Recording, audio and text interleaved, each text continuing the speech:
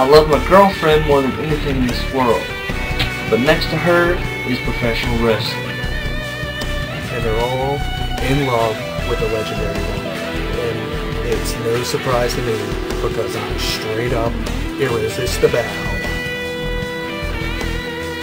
And I'm not talking about these people on the dirt sheets or these guys out here, these people that live in their mom's basement and not have wonderful places like this to live.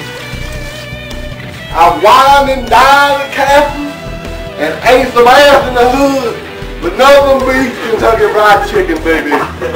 It's finger licking good.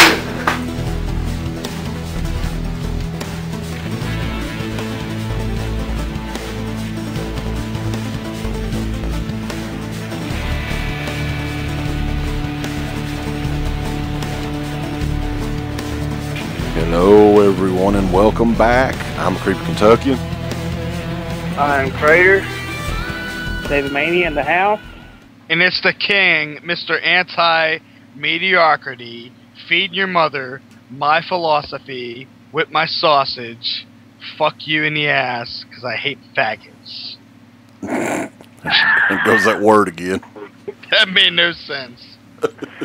Hey, gay community. Gay community, I'm just kidding.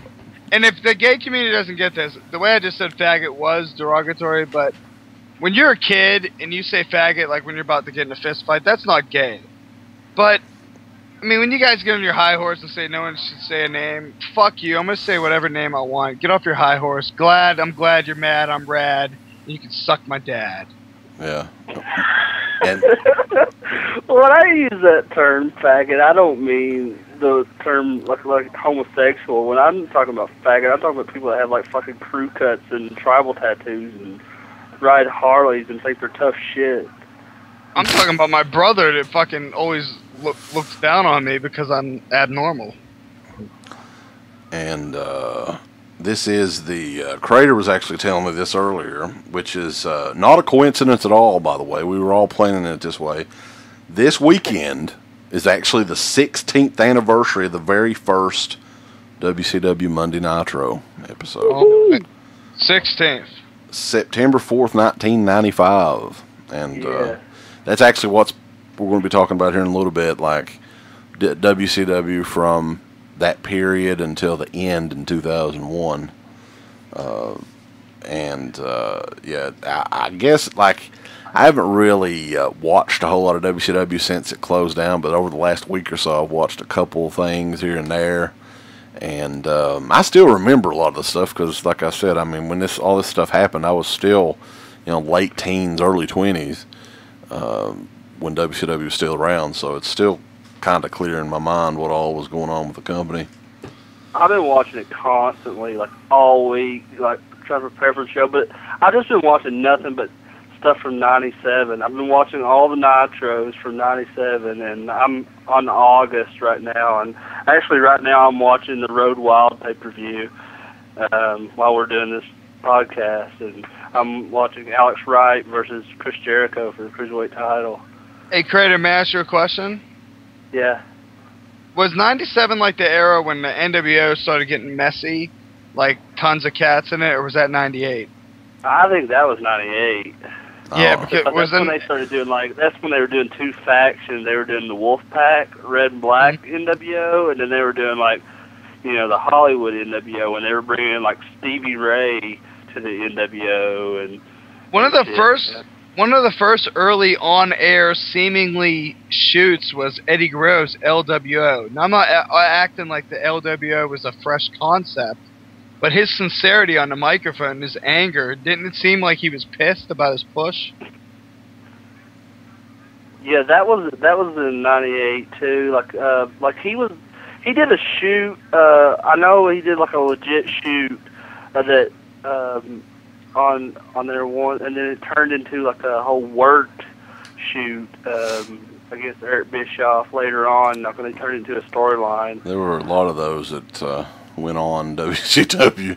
But that was more in the Russo era usually. Yeah, but we'll be talking about we got a lot of stuff. I got some bullet point stuff that I definitely want to mention, and I know Crater's got a lot of stuff, and Daveamania is it seems like a lot of the, well, we'll get to this a little bit later, but it seems like a lot of the wrestling fans from sort of the Mid-South, South area were more into WCW and NWA and stuff than WWF. I gotta say though that I wasn't one of them. I was actually always more of a WWF guy, but Yeah, I me did watch too. WCW. I mean, Yeah, me too. I mean, but I always caught it on replay, you know? yeah, Because, I mean, we'd watch, WWF, and then we'd watch Nitro right afterwards. Yeah. That was the good thing about Nitro, because they played it twice. yeah, for sure. And let's all be frank, okay? Even if WCW was more someone's thing or a better product, period, what was more pushed? What was the boom period? WWF. Yeah, When you're Right. 4 years old and you're a kid, what are you gonna say? Are you gonna convince was your parents on the internet like WWF's not as cool because it's not as real and not as southern or not as athletic? No, it's like you fucking take what's given to you. hmm You consume it's like fucking Raisin Bran. Yeah, and I gotta say, as much as I like WCW over WWF, I gotta admit that like the shit with Hogan being champion, when they first formed the NWO, it like bothered me that he only defended like the belt like 4 times in like a year, from 96, 97, in like a year's time. He defended it 4 times. But the funny thing is, Crater, about that, like, because if that's on pay-per-view, like, who knows what he's doing at house shows? I'm not trying to defend him. I don't think Hogan did house shows in WCW.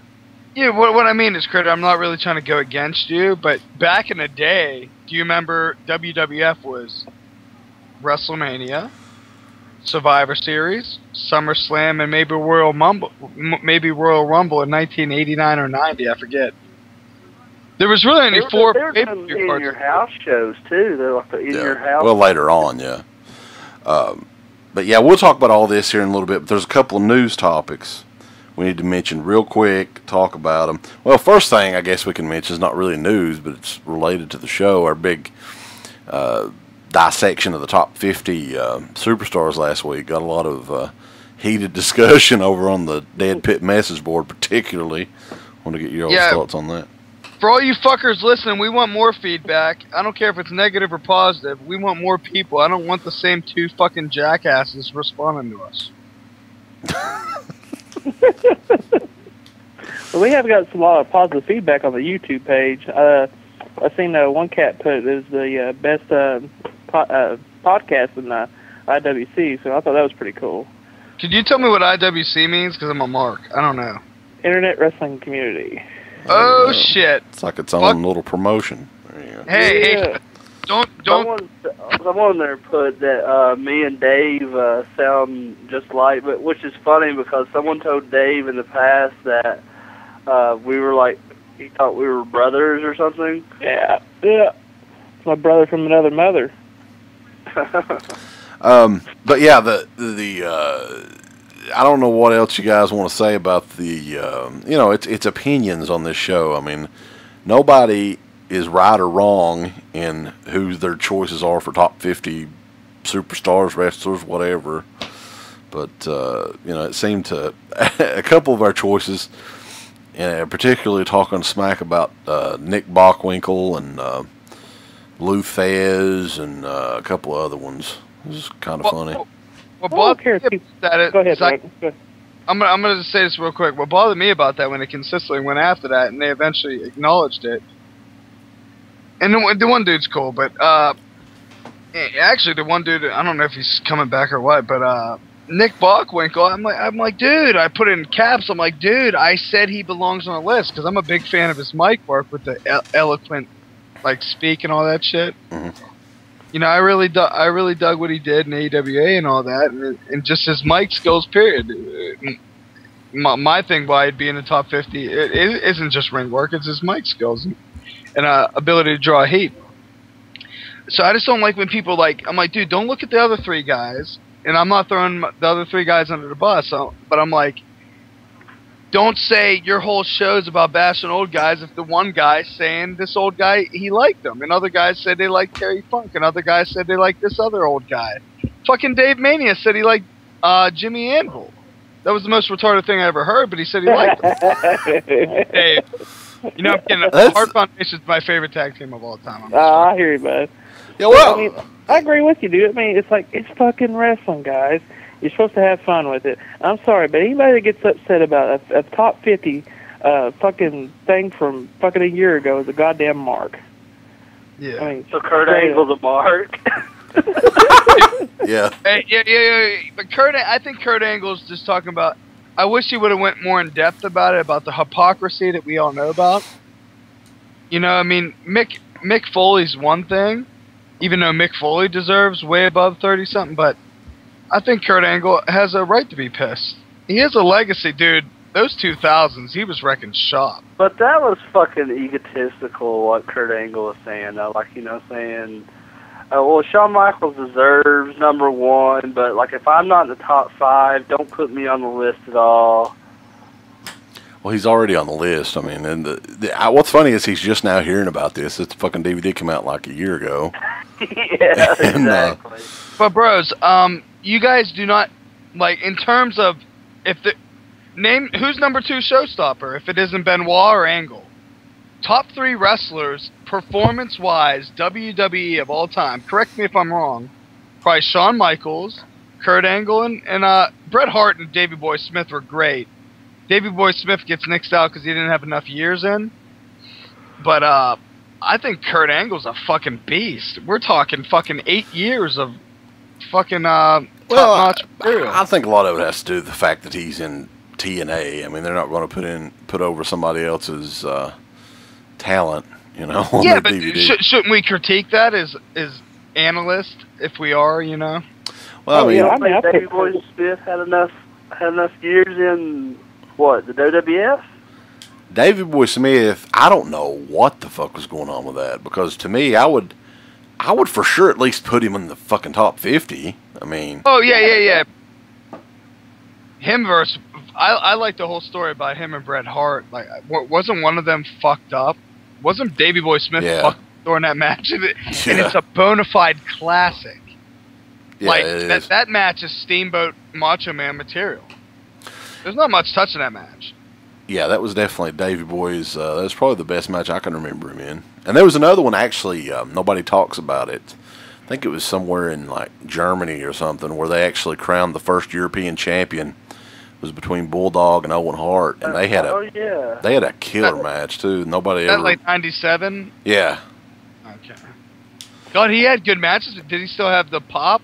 Well, I think they were both heels, is the weird thing at that time. Yeah, they were a tag team at the time, and then it came because it was a tournament for that title, you know, and then it came down to Owen and Bulldog, and over there, and like you said, it was like Germany or whatever. Yeah, the things though, there's a few on the list that like I can understand why they're not on there.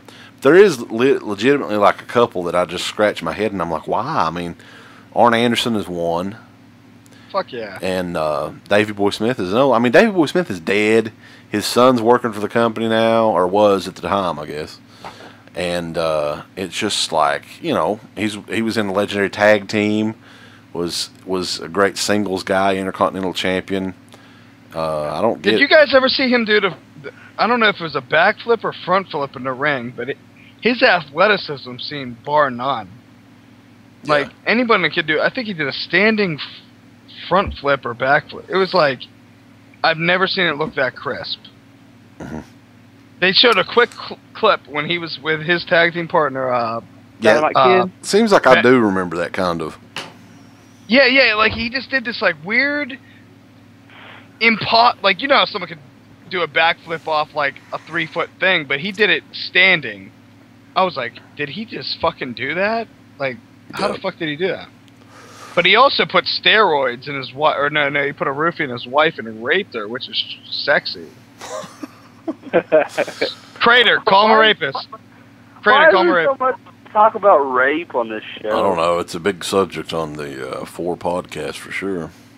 I wish I would have raped my ex-girlfriend Melissa so she'd have puppies. God. I'm just kidding. Dude, can I tell you guys something real quick? CK, don't hate me. I know you're the leader of the pack, nigger. Oh man, please delete that. You know, I don't delete anything. This show's unedited. Oh man, well I don't care. Everyone, I'm a pretty vulgar guy, whatever. But You my probably need to friend, delete some of this shit. my friend just had 13 puppies. 13 puppies, black lab, half mastiff. 13 puppies, 2 dead ones. So it had a total of 15 puppies. Have you ever heard of that? Damn. No. Well, speaking of British bulldogs, that made no sense. So anyway, yeah, the hate mail. Continue on with the hate mail, folks. Go ahead, because I don't get. No, CK, everyone, I'm so sorry about the N-word, man. I watched the movie Roots. My dad made me watch it. Yeah, you're a big fan of LeVar Burton.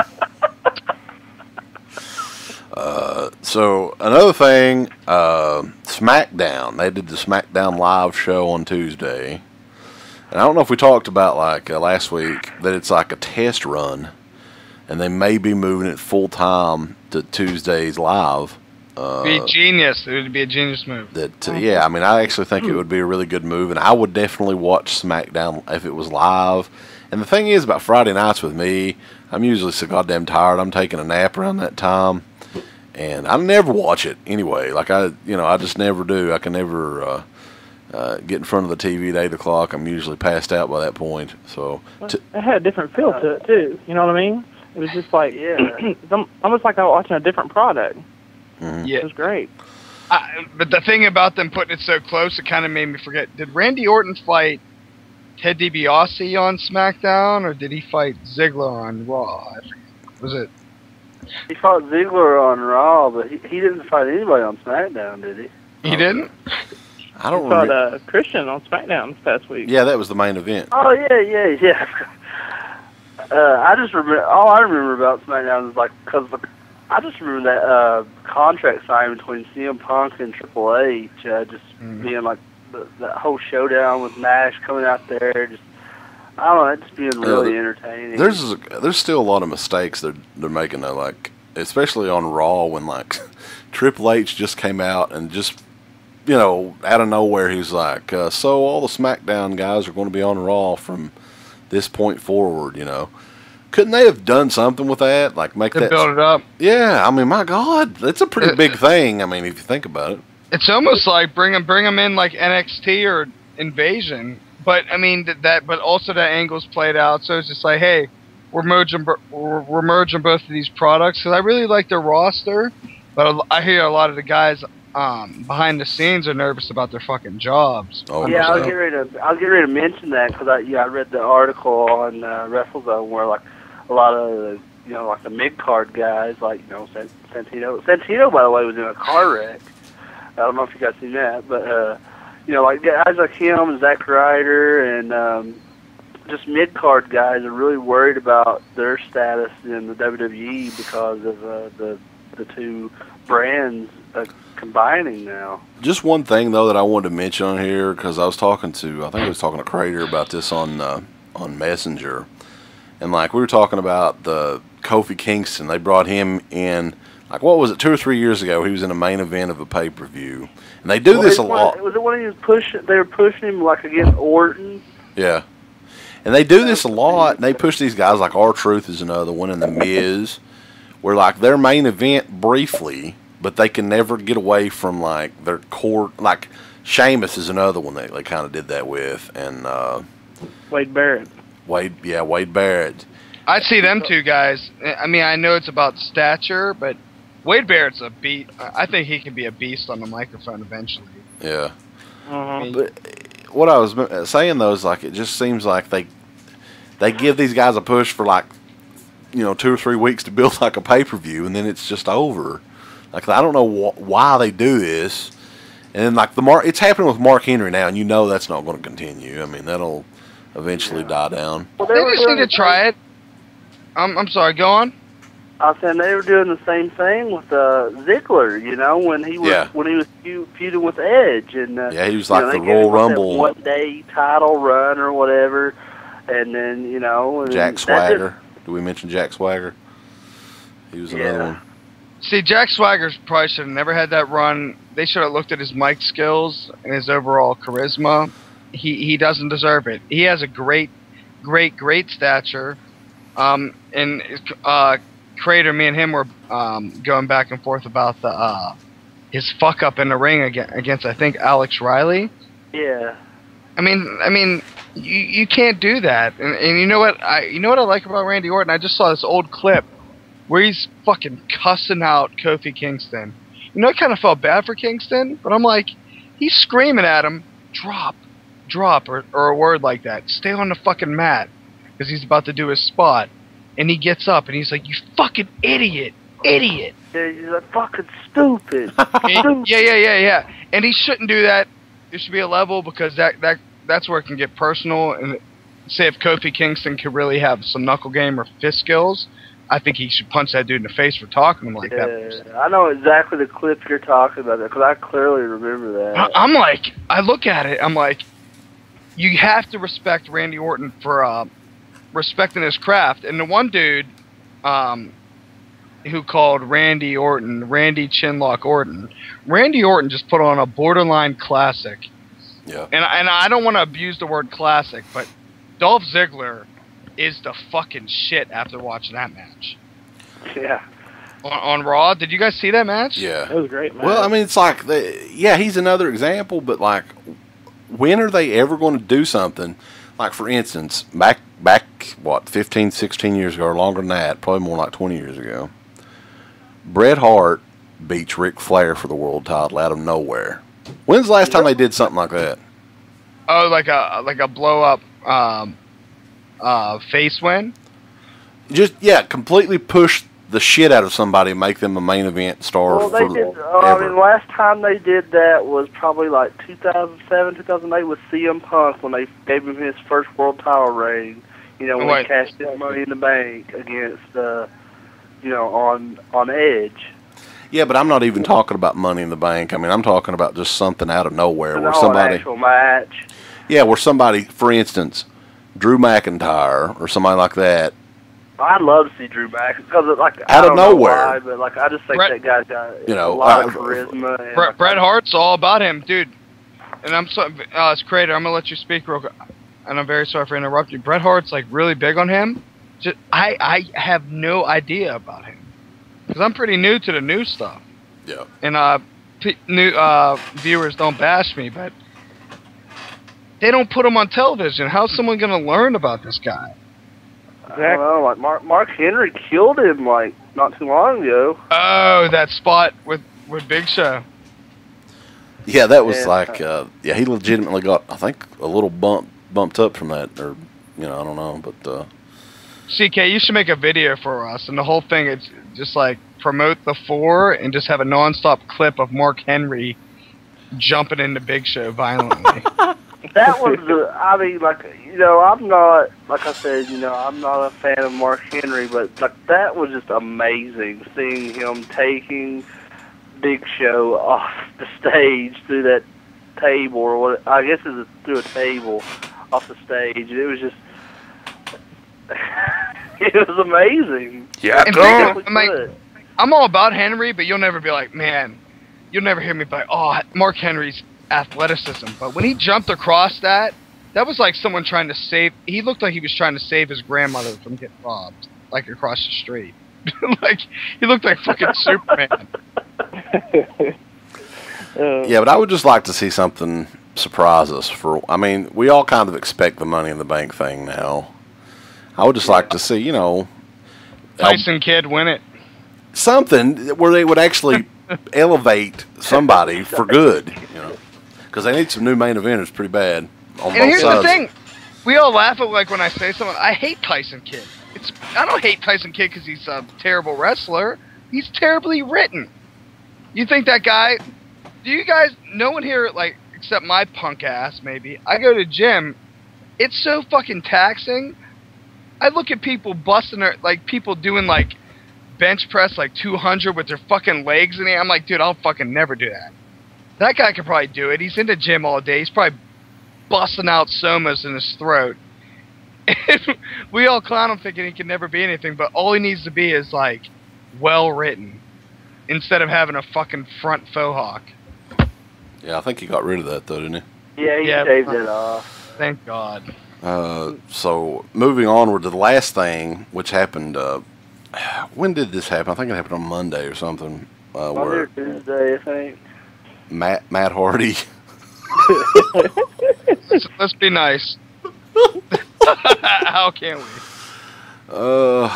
Yeah, he posted like the suicide note is one thing that he posted, but the even funnier aspect is his response to what it was supposed to be. What his elaborate his note by his bedside when he wrecked.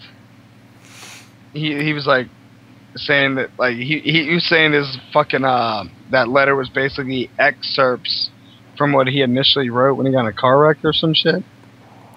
Yeah, it's evidently his retirement. He was, and you can go back on YouTube and look. There's no way. It's hilarious. They deleted his video of it. Yeah, but there's copies of it, I'm sure, out there. Okay, well, hey fellas, I know your video is still up on Facebook. You guys are Southern.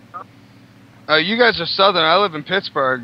Do you guys use fireplaces at this time of year? No. No. It's a little that was warm. kind of weird. He had that log cabin feel. Do we still have Dave on here? I haven't heard. Yeah. Okay. I'm just soaking it all in, boys. Okay. But yeah, what was so fucked up about that though is that he made that video the day before his brother, which is just fucked up as much as he is, the day before his brother's birthday. Yeah, I thought that was kind of weird. And I was talking to CK online when it happened. I said, dude, I'm actually checking out TMZ.com to see if they put anything about it on there. Because, I mean, I figured, they'd at least put something on there. But I think they did, like, the next day. They put something up the next day about it. But, like, I don't know if he just didn't get enough attention as a kid or what the hell the deal is. I don't know. I mean, the cat's seriously got some fucking problems. And, I mean, it sucks because, I mean, I think he was an all right wrestler. He's pretty talented. I mean, I marked out for those TLC matches back in the day with him and his brother. But I mean, he's got some serious fucking problems. And I mean, and then Jeff does too, and they're bringing him back on the road in TNA. So, without you guys thinking I'm being an enthusiast for both of them, I really hope they both get it over with. Really, I'd like to see Jeff Hardy get back to WWE. There's no reason you should get a fucking world title push and then be in a fucking low grade 400 seat selling fucking promotion. Jeff Hardy, I can talk shit. He wasn't at the pinnacle that Jeff was at, and some things I like about him. No, if any one of us, like I was saying last week, I made like a fucking joke. Like if one of us said something, it's like taking away. It's not going to be taken as seriously. When he says something, people are like, it's fucking crazy. But I got to give it to him. He's getting fucking 200,000 views almost an episode. The Hardys are still big business. They got the white trash trailer park community. And I'm not trying to talk. They got those little fucking kids in the fucking little towns or whatever. Like, they got them down, man. I mean, Turtle Creek is the kind of neighborhood that would support a Hardy. Like, that's where I'm from. Like, I think that this neighborhood would be, like, really invested in them. But he needs to get rid of his wonky eye. He got, like, that weird Shawn Michaels eye. And I don't know, he just needs to get over Lita. I really hope he retires from wrestling, and I just really hope he's not full of shit, because, dude, I've done it. I'm like, guys, I'm going to sober up, I'm going to be a brand new person. Guess what? I'm not. I'm a fucking drunk. It's enjoyable. I just want to know what's up with Matt Hardy's, like, hairstyle, too. I mean, I know, like, Rob Van Dam still has that same hairstyle too, but like, really, is that still fucking popular? That hairstyle, with the side shaved off into a ponytail. Crater, what you have to understand is Amy Weinstein probably fucking died with that stupid ass mascara on her eyes.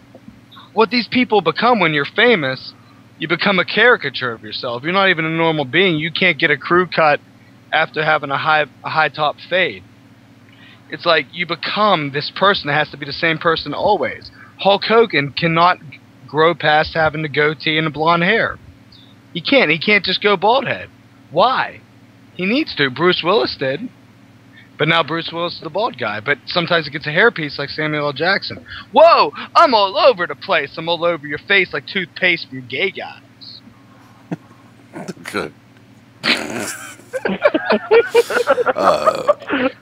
But I thought it was funny though with Matt Hardy posting the response saying his full-time wrestling career is over.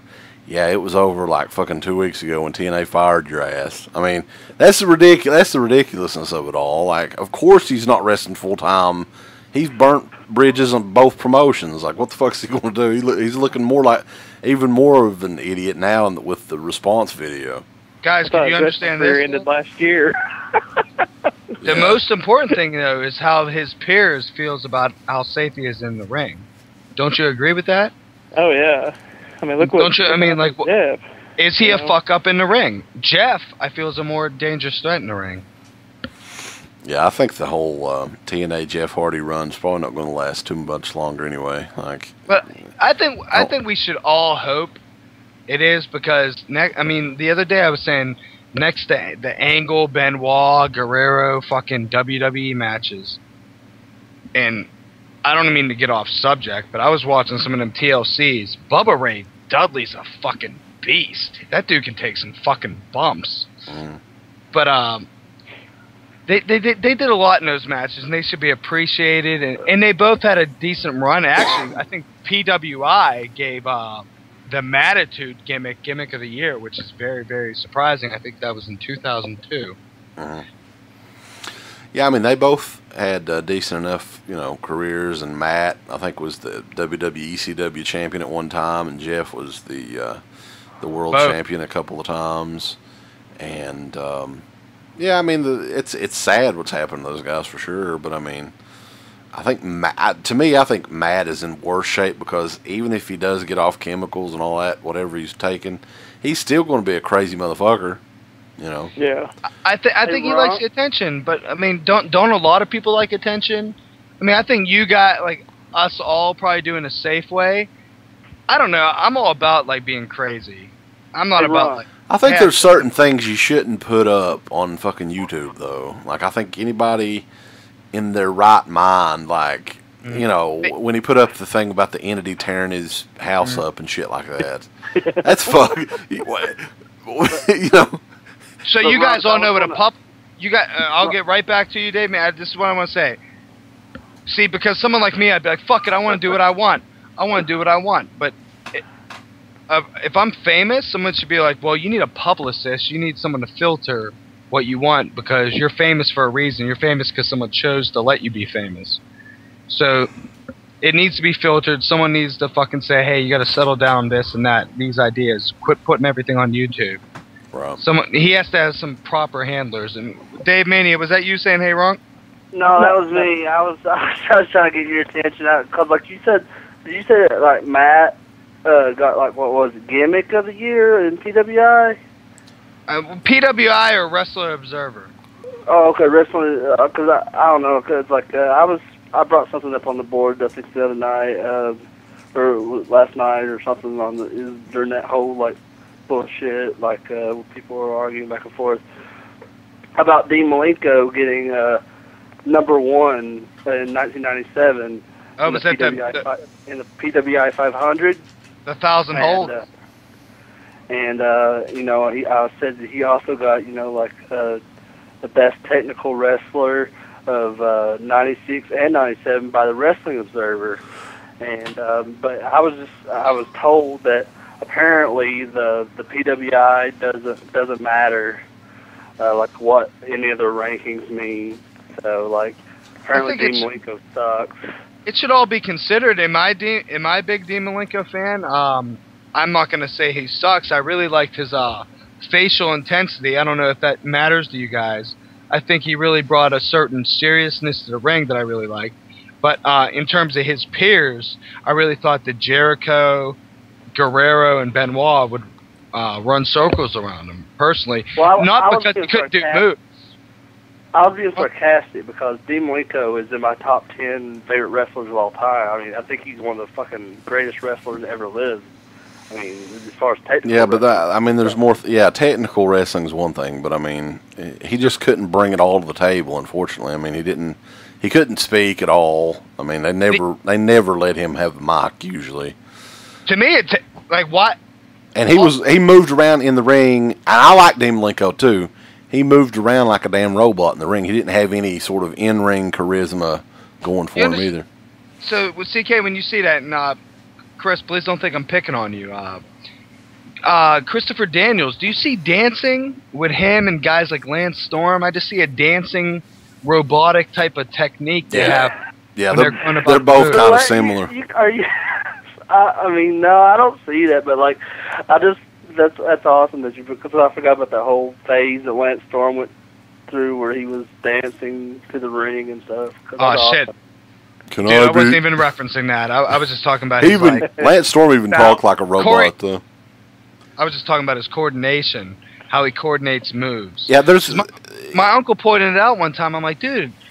Yeah, I shouldn't be watching matches like it's a dancing match. I should be watching like it's an athletic contest or two guys beating the fuck out of each other, like they hate each other, like hey, you fucked my mom, I'm gonna fucking kill you, type of match. Yeah, I think that's why WWE never really caught on with the luchador, and we'll talk about luchadors, of course, a little bit later on too, because it was way too it was just spot. It was totally unbelievable.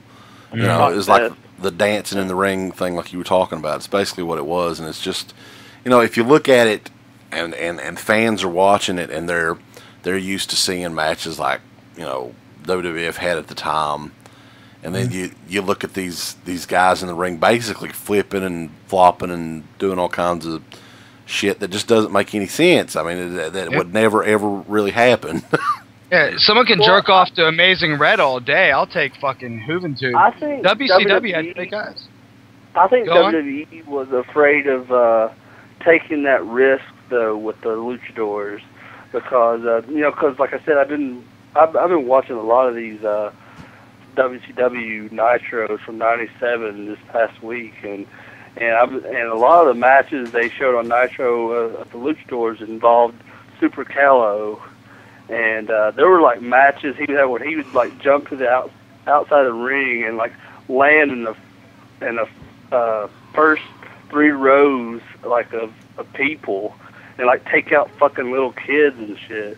I think WWF did smart. I mean, when they was when WCW was doing the whole luchador thing, and they was bringing people in from Mexico and then be bringing people in from Japan for the cruiserweight division. I think WWE did it smart because I mean they had a guy Taka Michinoku. He was a light heavyweight champion. I mean the guy was a high flyer, but I mean he was a good technical wrestler and he got over with the fans. I mean. He didn't have spots. I mean, he had spots, but it wasn't like a spot fest every time he wrestled. Hey, fellas, who could have been a fucking champion out of every fucking legit... Like, Chris Jericho wasn't a legit cruiserweight, in my mind. He was big. Tajiri could have been a world heavyweight champion if promoted well. I don't know if you guys see what I've seen in him, but he had so much motherfucking charisma. That dude could have been given the Great Muta gimmick because he's spitting a fucking mist. He was fucking shit.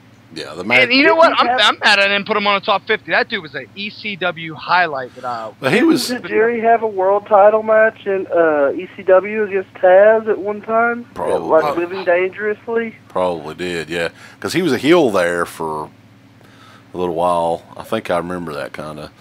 He used to have a program with Regal. I mean, Tajiri was over, man, in WWE. I mean, that was amazing how over he was that period. And they would have been because he was a mid-card ECW guy. WWF could have did something with him, man. He had fucking grappling skills, kicks. He was like a low-key kind of guy, the intensity. But on top of low-key, he had the funny guy charisma. Yeah, but I mean, the thing is, a lot of the times I've noticed that if the star isn't created in WWE, they don't give a fuck. I mean, there's only a couple of exceptions like Chris Jericho and Eddie Guerrero. Because Chris Jericho only got a United States run. It's so weird how, who was it? Lex Luger. Lex Luger, I mean, if in the state of mind, when you're looking at Lex Luger, who he was from 1987 to 1991, and when he gets that push, when he's the weightlifting guy, and then he gets the push to the All-American, and he's lifting up Yokozuna at that fucking, the Who Can Slam Yokozuna thing, if you guys remember that program. How didn't he get that push? He had the fucking metal arm plate.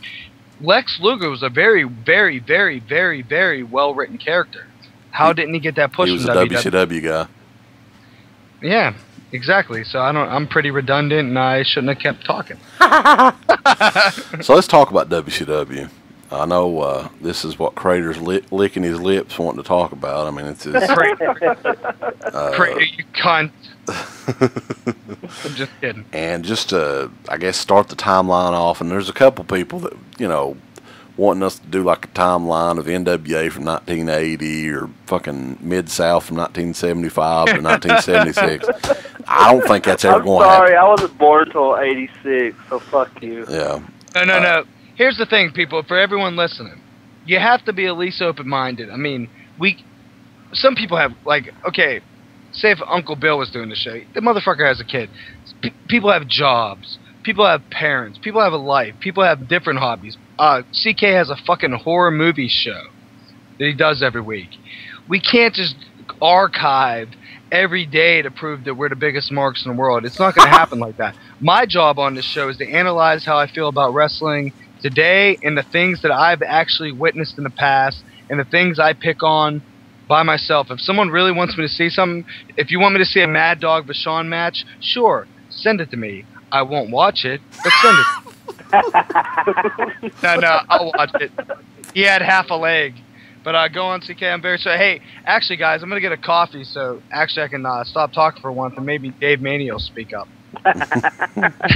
You know, I'm kidding, Dave. I'll be back. We'll get a coffee. All right, buddy. Okay, so we're going to start this. We're going to give a little bit of a timeline here so we can at least know where we're at. We're going back to 1995, set everything up. Do you guys remember, I don't know if Crater was, like, I don't know how old you were, 9, 10 years old? I was 9 years old. Were you aware of the first Nitro? Did you watch it when it happened? I was watching, yeah, because I was already watching, like, WCW Saturday Night. And, like, the main event and stuff like that. What about you, Daveamania? Yeah, I was watching it. I believe, so we didn't have cable back in the day, and I had to, so my grandma had to tape it for me, so I saw it, like, later on that week. But, yeah, I watched it, definitely. Yeah, interesting thing that I remember, though, is, like, the year 95, I was out of watching wrestling for the first time since I was a little kid and hadn't really watched Raw or anything from, you know, for at least a year or so, I'm guessing. And I remember my dad was telling me about this. They're going to have this live wrestling show that's on TNT. WCW is doing it. And I only watched WCW, like, hardcore from, like, 1991, 92 to 93 was, like, my favorite year for WCW. I have no clue why. But, yeah, I remember, like, the whole concept of a live show intrigued me because they were going to do it live every damn week. And that was something that WWF didn't do at the time. Well, just like when, you know, like I said before in the past, okay, I was a huge Sting fan, so I'd already watched him in the past four. So like when I knew that, like, you know, like you said, WCW was getting a live show, and I was going to be watching it. They were going to have this every week, and I was going to be seeing him even more on this live show. I thought it was going to be really cool because he was like the United States champion at the time too, like when they were going to debut that. And I just remember when they debuted it, it was like really close to my birthday too, because, you know, I debuted it September 4th, and then they debuted it in this like huge fucking mall, and I just remember it looking really weird, like, what the fuck? Oh, but it actually looks amazing on the retrospective documentary when Luger comes out. It's a kind of a cool look, just in retrospect. I'm not saying at the time. Like Luger walking out and like you got Bishop, oh, who's this? It's just like an odd look. Get the camera off him. She's trying to make it seem. It's the competition guy. You know. And I don't know if you guys remember, though, and this was a smart aspect of it, too. The first Nitro, I think WWF was off that week because, like, tennis tournament or something like that. They always had that shit on USA, like... Or the dog shit. Yeah, and so they, you know, they'd have wrestling fans that would be surfing around, and maybe they could catch this new show, and it was a good idea. And I like the whole idea of doing it live every week too. I think was really smart because Raw would have like one live show a month, and then they would tape the rest of their shows that same night. So it was like one Raw they would do a month, pretty much, and it'd be like a 5-hour show or something. Hey, CK, what's up, Dave? No, but CK. No, Dave, you go. I'm always talking. Oh, that's all right. I said that was smart by Eric Bischoff because, I mean, if WWE or WWF at the time, they didn't have a show that day, and all these fans are saying, oh, fuck, where's my wrestling? I ain't watching this tennis shit or this dog stuff. I mean, they're going to turn over and say, oh, fuck, what is this? This is Hulk Hogan. This is so-and-so. This is so-and-so. I mean, yeah, I mean, of course, you know. But, you know, that was a really good really good move by Eric Bischoff. Hey, CK, how old were you around 1996? I would have been, I was 15 when the show aired, I think. 15? Because, I mean, believe me, I wasn't reading any, I guess they would be called dirt sheets, but I never read dirt sheets. I guess it's lordsofpain.net in 1999 tops. When I saw fucking Scott Hall on the show, and he was called Scott Hall, I had no idea Razor Ramon had a first name, Scott. I'm like, yeah. But no, I'm watching it. It's like, it was the same. You know, I'm just clipping through because I was like a WWE loyalist, kind of hardly in WWE or wrestling. I was like, I mean, believe me, when you're in your first year of high school, you like meet new friends and shit. It's like a different transitional period. And I'm like just a casual viewer witnessed the Hulk Hogan thing live. I never saw the Hulk Hogan thing live, to be honest. Before we get into the NWO thing, though, there's a couple weird things. Like, there was a good, probably about 8 or 9 months of Nitro before the NWO came along. Yeah, I just want to talk about like Mongo when he was a commentator, or like when they brought the Renegade into WCW. You remember the Renegade? Yeah. Yeah, Ultimate Warrior. Yeah, well, that was the thing. Everybody thought it was Ultimate Warrior. Yeah. They would do all this shit, like, when they brought the Giant in. Of course, this is a little bit before Nitro. Like, they were claiming it was Andre the Giant's son. They said that? Yeah. God, they used to be corny. Jesus Christ. But there was a lot of fucking horrible shit WCW was doing in, like, 95. The Kevin Sullivan era? Yeah, I was going to mention, like, I think it was like an uncensored pay-per-view or something. Yeah, that's when the Renegade debuted. Well, I'm talking about the triple-decker cage thing that they did. You remember that? Yeah, at least it was ambitious. Like the Alliance to destroy Hulkamania or something. Yeah, where they bring in all these fucking, like, they brought in this guy I think he was called Loch Ness. And I'm not shitting you, man. That motherfucker was like 800 pounds. Fucking huge. Yeah, he was like, not only was he like 800 pounds, but he was also looked like he was about 60 years old. So you're like, what the fuck is this? They brought in what's his name? You know, he's a no holds barred. Yeah, they called Zeus. They called him. I think they called him Z Gangsta. Oh Christ! Z Gangsta. Here's the thing. I think Hulk Hogan was so wrapped up into the old. I mean, in Hulk Hogan's defense, he sold out WrestleMania 3 with a spectacle. So he was always looking for that spectacle. WrestleMania 2, King Kong Bundy. He wasn't trying to do programs with Paul Orndorff unless it was on Saturday Night's Main Event. He would do a Saturday Night's Main Event with Bad News Brown, a regular like Street Brawler guy. But it was always with a fucking cartoony guy, except for Macho Man. But Macho Man was animated enough. Who was the?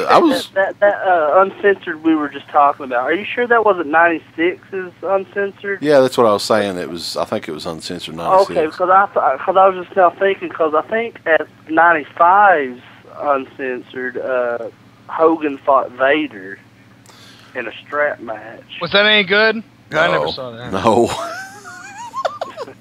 Those uncensored shows were like fucking awful. Like, I remember, I used to actually like them just because they were so bad. They were like fun to watch. Like that fucking triple-decker cage match, Runk. You need to fucking, like, I'm sure that's on YouTube. You need to check that shit out. That was just, I think that was on WrestleCrap too, wasn't it, Crater? I think so, yeah. And there was another dude I was going to ask you about. I think his real name was Jeep Swenson. Do you remember what was his character's name? And like he was the bald-headed dude with the real big fucking like arms. I can't remember. Max.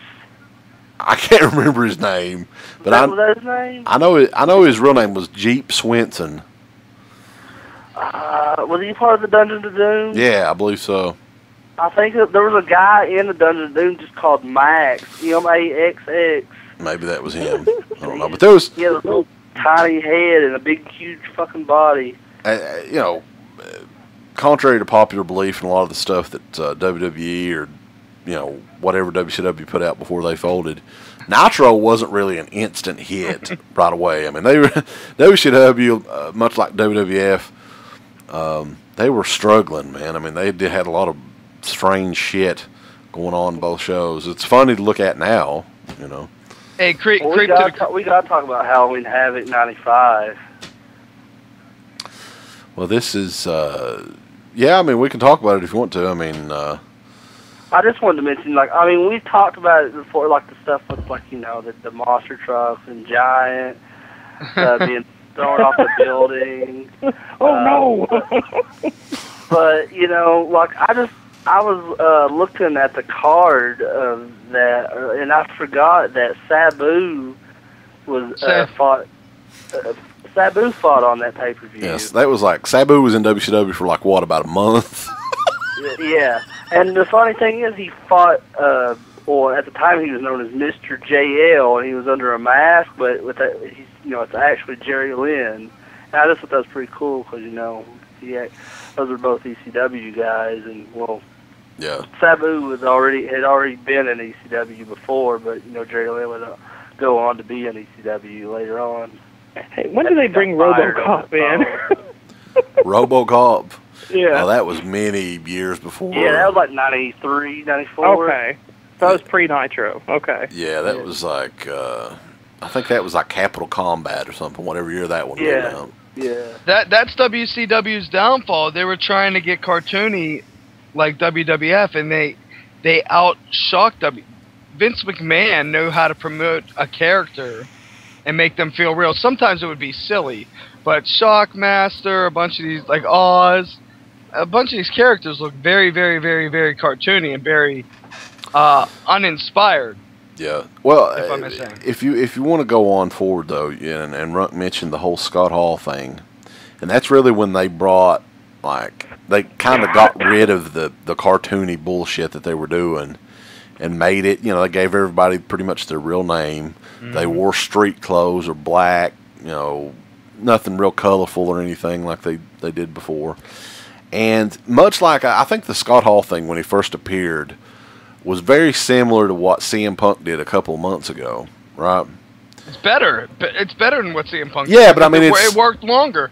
The program worked better. You know why it worked longer? Anyone that doesn't admit that's crazy. That's what I was going to say, though. Why it worked longer is because WCW never really went anywhere with it. It just lingered for fucking 3 years or something before they finally I mean, it fizzled. The thing I want to say about Scott Hall real quick about Scott Hall, I'm very sorry for stepping over your words. Scott Hall is slow talking, quick wit, and everybody has to admit that. That dude is sharp. He was. He's just a very sarcastic dickhead. Oh yeah, I mean, I would watch the way they set that up. It was like you knew it was a storyline, but there was that part of you that just didn't fucking know. You know what I mean? I think it was at a time though where a lot of people didn't know if it was a storyline or not, because a lot of people didn't have the internet. They didn't keep up with, in that time period, 96, early 96. CK, I mean, I'd never been on the internet in 96. And I remember Pro Wrestling Illustrated at the time. A lot of their magazines, you'd see, dream matches.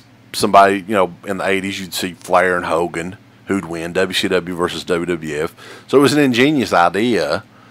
And it's a shame that they, the only thing is they never really had a long-term, I mean, it was, in the end, a long-term plan, but it never really had a payoff. It never had a resolution or anything. And that's unfortunate because it was an amazing angle. probably one of the best wrestling angles that has been in the last 20 years or so. And if Scott Hall would have been clean, even back then, I don't think Kevin. I'm not gonna knock Kevin Nash he's a specimen in the ring, but Razor Ramon was he is a very good put over guy. That dude could have been such a major. If you put him at the top of a storyline, putting fucking faces over, at a time with an NWO angle, which he probably was, but he was doing it at the Outsiders, it would have been major. Yeah, he was always over. I mean, it don't matter. It don't matter where he worked at. When he was in WWF, it was Razor Ramon. Everybody just fucking loved him. Or he drew so much heat that he was doing his job. You know what I mean? So I mean, he was a total professional wherever he worked. I mean, besides being a fucking drug addict. Yeah, I think he has my fucking respect for what he did in the ring. And definitely. When ESPN does that show on him, I really hope that he comes out on top, because I think it'll inspire people and make other people think it's possible. Because if there's a bottom, CK, you guys can all agree with me. Do you think he hit bottom? Hang on. Do you guys think he hit rock bottom? Yeah. Do you think he's gonna die? That's fucked up. I think he's to the point of being almost to the bottom. I mean, I think there's a. I think he can. Honestly, man, I mean, and I know, because there's a lot of people around here that have similar issues and stuff like that. It's just such a rarity to have somebody that's been that messed up for that long where it actually ends well. Like, I'm not saying it won't happen, but the odds are definitely against him. Mm-hmm. But just for those listening, I don't want you guys to think I'm getting on my soapbox. I got a buddy, Tom. I remember the first time he did cocaine, he said, I can do this once a week, probably. He never did drugs before. He ended up becoming a heroin addict. Now he has a daughter. It's 10 years. He's like 6 years sober. So people can change. You just have to really want to change. I don't believe in programs, really. It's all about you inside and like what you want to do. Yeah, I'm not going to stop drinking unless I stop drinking. A program's not going to make me do that. I have to. Right, exactly. I mean, I don't think it can't happen. It's just, I mean, he's got, like CK said, he's got the odds against him. I mean, I work at a hospital. I see it every fucking day. So yeah. I mean, it's just it's like, crazy stuff. Like I was saying, it's one of those deals where he's just been at it for so long, and he's tried so many different times, how many different rehabs he's been in and stuff like that. At the end of the day, like what you said, Runk, I mean, he has to want to fix himself. I mean, you CK, I mean, I hate myself because I interrupt people all the time, but you saw his videos, Last Call with Scott Hall. Don't you think those were good videos? Yeah, for sure. He's an entertaining guy. He's a nice, fun guy. Even when he's a dick, you're like, oh, this guy might be uncomfortable. He's entertaining no matter what. Him sitting in his living room with Larry Zbyszko with Papa Face is fucking entertaining. Is Crater still on here? Yeah, I'm on here. Okay. You son of a bitch. Crater, you better talk, you son of a bitch. If you don't talk, I'm going to get pissed. I mean, I just kind of like, I've talked about the whole thing with Scott Hall and being fucked up. I mean, it's just like, what else is there to say about it? Like, I really don't have any other opinion on it than anybody, any different opinion than anyone else does.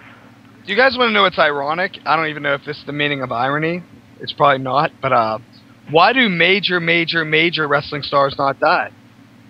Macho Man had to die from he did die from a natural cause, which was a heart attack, before he got in that car wreck. But it's like Jake the Snake. He talks about how he's such a damaged person. He does all this stuff. He doesn't die. Louis Piccoli's fucking in, what was he, late 20s? You know what I mean? Yeah, I mean, he was a piece of fucking garbage with drugs. But it's just amazing. Like, well, it's like Lance Cade. I mean, Lance Cade, how old was he when he just died recently? God, was he juiced? Well, I mean, it was, what did he die of anyway? It was like pain medicine or something, like overdose, I think. That's why I'm telling people, like, they like all these. and I know, again, no offense, I don't want anyone to ever think I'm singling out. I don't like the major bump matches. I don't like them. You know, I do like them when you're watching them, but when you grow up loving these guys and you appreciate them and you see motherfuckers dying on pain pills, Jeff Hardy has tingly legs. It's because he lands on his ass. He does idiot moves. Yeah, and a lot of these guys don't have any other option. I mean, they didn't go to college or anything, and they don't think they want to keep making that good money. But they, you know, they shouldn't be, like, if Jeff Hardy's got tingling in his legs, he probably shouldn't be out there doing anything.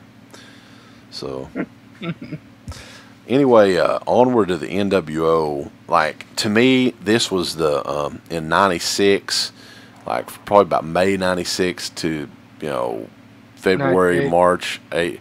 Now, with me, I'm a little different. I think the NWO thing was great for about 8 or 9 months, and then... Okay, fair. You know, and then it got a little where everybody and their fucking brother was joining the NWO and stuff like that. But I want to talk about the summer of 96 when Hogan, it was Bash the Beach, came out and, you know, leg dropped the Macho Man and joined with the Outsiders, which was definitely another major thing that nobody saw coming, actually. I mean, there was so much. I mean, the fans' reaction to that was just. I mean, you haven't seen that before in professional wrestling, because here you had a guy who, you know, the last 15 to 20 years was a face, and here he comes, you know, and it looks so predictable too, and it works so much. Yeah. I mean, what I like too is Bobby Heenan was actually the first to say something like, "Oh, yeah, which side is he on?" It. You know, which was great for Bobby, because Bobby Heenan always hated Hogan, you know, and it kind of made Bobby Heenan more of a face commentator too. I don't know if you guys noticed that after that point. Yeah, because he's walking down the rev, and he goes, and Bobby Heenan says, he goes, "But whose side is he on?" And Dusty Rhodes goes, "What are you talking about, baby?" Or something like that. You shut your mouth, Daddy. And it's funny because when you watch it in retrospect, you're looking at it, because I didn't see it live. I'm looking at it like, man, he's spoiling the shit out of it. If I was watching it back in the day, with how the audience reacted, there's no way even with him hinting, you wouldn't think Hogan was going to do that. You might slightly think it, but you wouldn't think he was, you know? Right. You wouldn't truly, okay, Hogan, babyface since 1984? Come on. Yeah. And it was like, Nitro blew up after that point to me. I mean, that was a must-watch show there for a while. They actually had their, I remember when they had their Nitros at the outside, like at the MGM. At Disney, yeah. Or whatever it was, yeah. And I love those Nitros. And I think, I heard a story that, like, they got kicked out of that place for something like, I think there was an episode where the Outsiders had baseball bats, and they were, like, it's the one where they threw Rey Mysterio head first into that trailer. Yeah, and where they had like street clothes and shit on, the police didn't know, you know, so they had like backstage had guns pulled on them and shit. Now, if that happened, I mean, who looks like But Kevin if I could just go back 1 second to like when we were talking about, you know, when they first formed the NWO at Bash at the Beach, like, what the funniest thing about that to me was when, you know, when they're in the ring giving the speech and Hogan's telling the fans to stick it and shit. Like, everyone in the whole in the whole arena is going fucking ballistic and, like, throwing all kinds of trash in the ring. And, like, Mean Gene is trying to dodge all this shit the whole time. And, like, everyone is just, like, booing their fucking asses off. And then there's just one guy in the front row, like, clapping away the entire time, and he's wearing an ECW shirt. I remember that. hey, guys, can I make a, it's kind of like a character type of study thing, because I'm a pretentious faggot. Hulk Hogan's transition into heel is probably the most subtle transition, and you guys can think, oh, he's being so over the top as a heel, but he instead of him being like, he had the same intensity as, yeah, brother, take your fucking vitamins, as like, you can fucking stick it. Like, he didn't say fuck, but it was very, very smooth. But do you understand what I mean? Like, it was the similar Hulkster character, except heel. Like, he was a totally different guy, but very similar, and it worked. Amazing.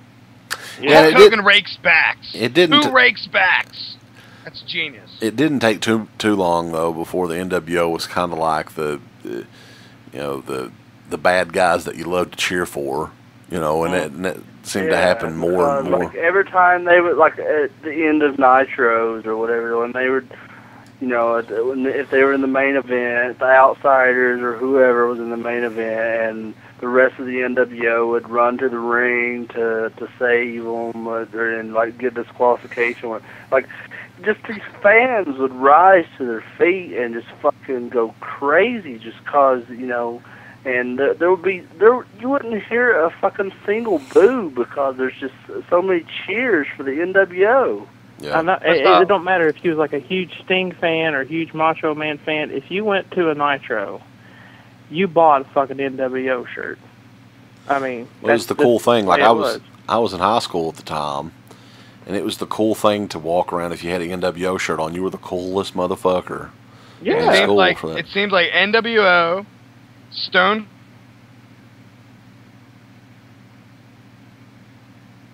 Cold, and in high school, I thought the Sandman one in my high school was like, oh my god, this dude got a Sandman shirt. That's fucking rad. Yeah. Well, I couldn't get like one of the official NWO shirt. I had an NWO shirt. You got the one at the flea market. I couldn't get one of the official ones, so I had to go get one of the fucking flea market ones with like the puffy letters on it, and when you put it in the dryer, it fucking came off. No, you were with Keanu Reeves, and you fucking went in the time machine to Joe Garcia. One thing that's funnier than shit, though, and I don't want to talk about the Wolfpack NWO yet. We'll let Crater talk about that. But I will fucking bet anybody, any amount of money, that if you go to any independent wrestling show, you will see one shirt. Somebody will have it on. It's a fucking NWO Wolfpack shirt still to this fucking day. Somebody will have that damn shirt on any wrestling show you go to around here. Exactly. That or an Austin 316 shirt. Yeah. But some other stuff that happened. What was that? I said I'm fading in and out here. Is that your goddamn fucking cell phone? I'm not on a fucking cell phone. I think it's something to do with Skype. Oh, you got Skype now? You do sound a little better. No, I'm not on Skype. I don't know. Who was fading in and out? Because I didn't hear Runk for a little while, but he came back in. Have I been cutting out? You cut out once for me, but... these goddamn faggots better be listening to me, because I'm a fucking top-notch radio journalist. That's right. But you want me to try to call you back, Crater? No, I think I'm good for now. Okay. You sound good. What's some other moments, though, Crater, you want to bring up around that time period? Because I know that you've... What, 96? Yeah. God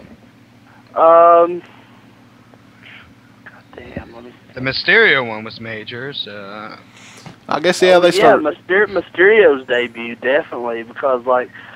because I didn't start watching ECW until probably... because I don't think I was introduced to ECW until it came on to TNN. And then so when Mysterio showed up in WCW, I was like, holy fuck, and that guy became one of my favorite wrestlers in all of wrestling at the time.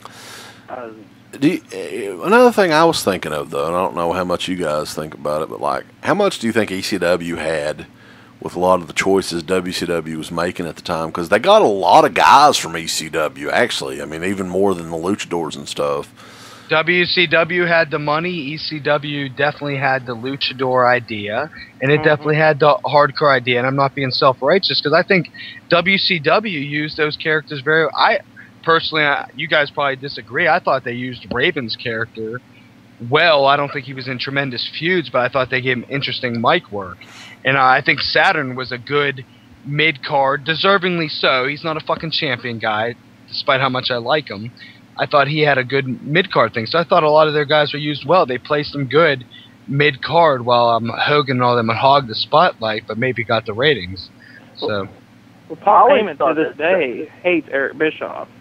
And it's because deep down in his heart, he thinks that Eric Bischoff stole the cruiserweights from ECW.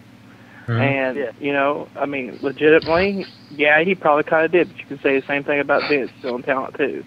That's just the way business is. That's just wrestling. Well, that's the thing. Like, there were people on the message board talking about Hulk Hogan was stolen away from fucking Vern Gagne or something. I mean, it's business, folks. I mean, whoever's got the most money, nobody is stolen away. It's not like somebody kidnapped Hulk Hogan and forced him to come out to Madison Square Garden for WWF. He came there because that's where the money was. I mean, did Hogan do some things dishonorably when it came to a contract? Yes, but the bottom line is AWA, in retrospect, at that time, and I'm abusing the word retrospect on this episode, but at that time, it's basically just a fucking territory. Was AWA blowing it up? They had tons of characters, but they all got. If they were such good businessmen, they would have kept some of them, and they would have had contracts lined up. And that's why, because all them guys left, that they locked the Rockers in a fucking 2-year contract. Yeah. In 1986 to 88, I think. But yeah, I mean, WCW, that's the thing. They had deep pockets at the time, and Ted Turner was like, he didn't give a fuck, evidently. He's like, get whoever the hell you think will do good, and but sooner than later, WCW had probably about 70 or 80 luchadors signed. They were like, oh my God, me and Crater were trying to think of some of them, some of the more obscure ones. I mean, there's tons and tons of them. Yeah, like Parker, what? Juventud Guerrero, El Dandy. All the luchadors? Yeah, all the luchadors. What about Liz Mark Jr.? Ciclope, the Villanos, 5, 6, 7, 8. Remember the moment when they wouldn't give when Dean Malenko was feuding with Chris Jericho, and they wouldn't give him like a cruiserweight title shot, so he had to go into the Battle Royal disguised as who is he with a mask on? Dean Malenko was disguised as Ciclope. Oh my God! I thought he was La Parka. That was DDP. That was DDP. Yeah, that was a cool moment. Yeah. But there were a fuck ton of those fucking luchadors, though. My God. Yeah, even though, I know Runk brought it up, and he doesn't consider him this person I'm about to mention a cruiserweight. When they brought Chris Jericho in, dude, that was it for me. I fucking loved it. Jericho's character on that was just fucking phenomenal. He drew so much goddamn heat that, I mean, I pretty soon I was just turning in to watch Jericho for the most part. Dude, Jericho's his U.S. Title reign and everything leading up to that, I don't care what anybody has to say. Until Chris Jericho with the short hair with his self-righteous heel thing he did in maybe 2008, I forget what it was. That's his best shit ever. Yeah. WCW is amazing. Y2J's good. WCW, when he called, he's like, Raven, you get back here, you loser. I don't know. I was attracted to Chris. I think you always get U.S. and the U.S. title and the Intercontinental title mixed up. Did I say Intercontinental? You said U.S. because I think that's the only belt that Jericho has never held is the U.S. belt. He didn't have that? I could have swore he did, bro. Or unless he just had the TV. Because I was looking at his page the other night, and he's never held that title. Oh, so he just had It's the probably TV? the television title or something, wasn't it? He had the TV and I guess the Cruiserweight. He had the TV title, yeah. There was so many fucking titles in WCW, though. That's another thing. Like that, I think that's where all the title shit came from initially, where WWE's got 12 different belts now, and because they towards the end in WCW, and we'll talk about this too, they had all kinds of shit, like the cruiserweight tag belts. Yeah. Hey, all you faggots listening that are a bunch of fucking little dorky ass marks for little wrestlers. I'm just kidding. But WCW had the most relevant lightweight belt of all time. Shit on them all you want. Think Bischoff's a ripoff.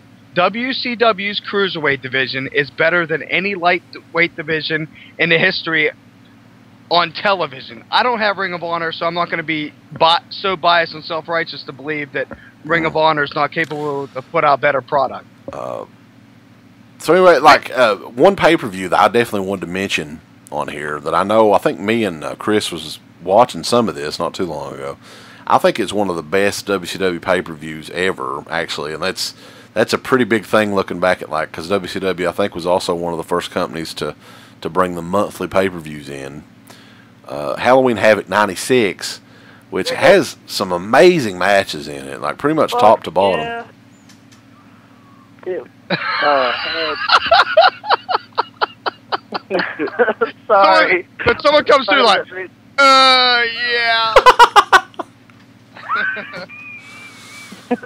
You don't agree? I'm sorry, but yeah, like fuck yeah, like it had Savage and Hogan in the main event, and then you know like Piper came in as a surprise at the end of that. Yeah, that was the big thing too.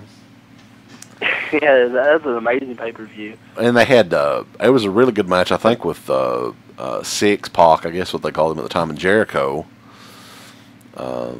And then there was another one, I think it was Malenko and Mysterio, and I think it might have been like the opening match. That was a fucking killer match right there. But yeah, that was because the Malenko Mysterio match in '96, and then that was that when? I'm trying to think if that was when, like earlier, like a Nitro or something before that. Eddie ran in the ring or something, and stole. No, that was a year later. My bad. We'll get to that later. He stole Mike Awesome's mullet. What's the thing though? Like, there was a feud like between Eddie and Ray where he stole his mask, and then like they had a mask. I honestly think though, like, and that's why I've always said, like, I don't think that the WCW really had that many great pay-per-view events, because they were really focused more on fucking ratings. I mean, that was just, and I think Bischoff even admitted that in like various interviews and stuff. So you didn't. It seemed like they were almost building stuff on the pay-per-view to happen on Nitro, you know. Yeah. I mean, their pay-per-views were like old WrestleManias. It was like, oh, this guy's fighting this guy for what? Yeah, you'll see that later on, you know, when we talk about Goldberg. Goldberg's amazing, by the way. He should be top 50. I don't care.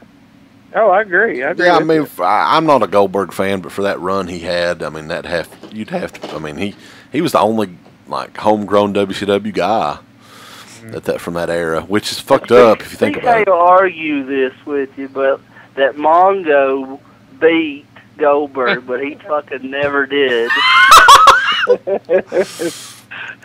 I always like to think Mongo beat him, baby. So, let's see. What did they have? They had the Starrcade that year. I don't remember too much about that Starrcade. I think it was Hogan and Piper. Yeah, Hogan and Piper. Piper won, yeah. Was that bad? I bet it was. Yeah, but that's the thing. It was a non-title match. Yeah. Oh, because they're so into their characters and their business, they're afraid to lose to each other. I'm like, come on, fucking Piper. You just fought Goldust. But since Piper won that match, like later on in '97, the Super Brawl pay-per-view in '97, like since Piper won that match at Starrcade, that earned him a title shot at Super Brawl '97. And Starrcade is supposed to be your big show of the year. Dude, that Starrcade DVD sucks. World War III was obviously the Royal Rumble of. Oh, that was a clusterfuck. Yeah, the WCW was kind of messy. Even scaffold matches in retrospect. I'm like, you just got people doofusing around on a fucking, like I'm like, what are you guys, fucking labor workers? I'm like, what the fuck, you get the fuck off of there. Well, if you guys remember the World War III show, well, I explained it to the people out there. It was, 3 rings. You had, 60 wrestlers in those 3 rings? Yeah. Macho Man won one.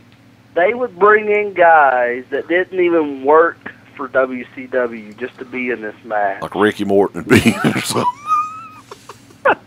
Don't knock Ricky Morton with his fucking. Well, Oh, no. I love Ricky Morton. It's just so funny because, you know, we could see Ricky Morton now and the fucking guard Yeah, I over could down go the to street. the flea market That down is if he here isn't where in I jail. live and see Ricky Morton wrestle. Old Chris. Yeah. He got the best mullet, worst teeth.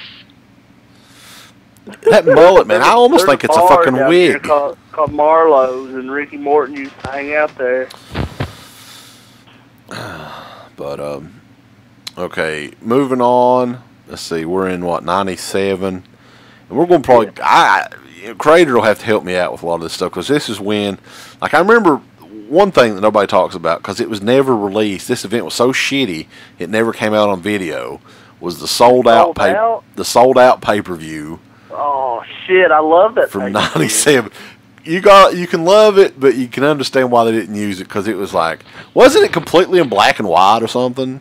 Well, no, it wasn't. It was just like really, really dark, and like I have it on DVD-R, and like it's like the. Actually, I watched that one actually live on pay-per-view, and when I was watching it, I was like, "What the fuck is this?" You know, because it was like wasn't even in an arena, Crater. I remember it being really small wherever they had it.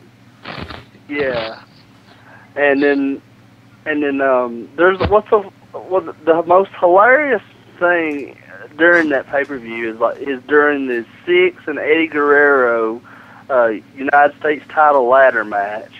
Whoa! And that awesome?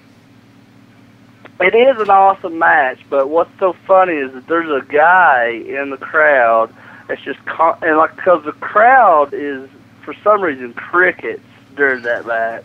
During the whole show, really, man. And then there's just like one guy, you can only hear him amongst everyone else going, "Eddie is a faggot." Like over and over and over again. Like the entire match. Would you trade that for anything in the world at that moment? That is fucking awesome. I don't remember anything from that show though. All someone got to do is be like, "You fucking suck, faggot," and I'm like, "That's the best. Raw's good this week." If someone does that. Yeah. See, I'm actually looking some of the stuff up on Wikipedia. I don't remember any of this shit. It's funny they had the battle between the American males. It looked like. Yeah, and that's the greatest thing too, because like when they were on the WCW guys that were participating at that event, when they would come to the ring, they didn't have their entrance music. They would just there was just like a voice over the going, "Loser, American loser," or some shit, you know, like. Don't you think it's weird? That fucking pseudo NWO voice that they always did in their entrance. Because they never released this on video, and it's like just the one thing. Like there has to be some reason. I mean, I think it's a horrible show actually, but I mean, Probably still, why. There's a lot of them that's horrible that they put out. I mean, they put fucking Halloween Havoc 91 out on video. So. And do you remember they did the Miss NWO pageant in the show? I kind of remember that. I think this is a good example, though, of like the behind-the-scenes going-ons, I guess, at the time, because you didn't have, like, Vince McMahon was the boss in WWF. You really didn't have that in WCW.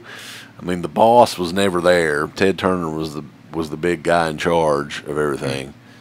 And in WWE, you hear like Johnny Ace. You see all their agents and backstage guys for a year. You know Vince is running the show. But now it's like soap opera writers or whatever. But like WCW was such a fucking wreck. It's like, what was it? Kevin Sullivan, Kevin Nash, Dusty Rhodes, Ole Anderson. It's like fucking rotating bookers, man. Oh yeah, I mean they just threw any shit on the wall and whatever stuck, and I mean I think that's what pretty much was their downfall later on. Yeah, and honestly, like I don't know what you guys think, but I think ratings they had already to me had better shows top to bottom, pay-per-views and Monday night shows than WCW, even though it was about a year later before they finally beat them in the ratings. Yeah, agree. because I was in Pittsburgh watching Bret Hart versus like the Patriot or some shit. '97.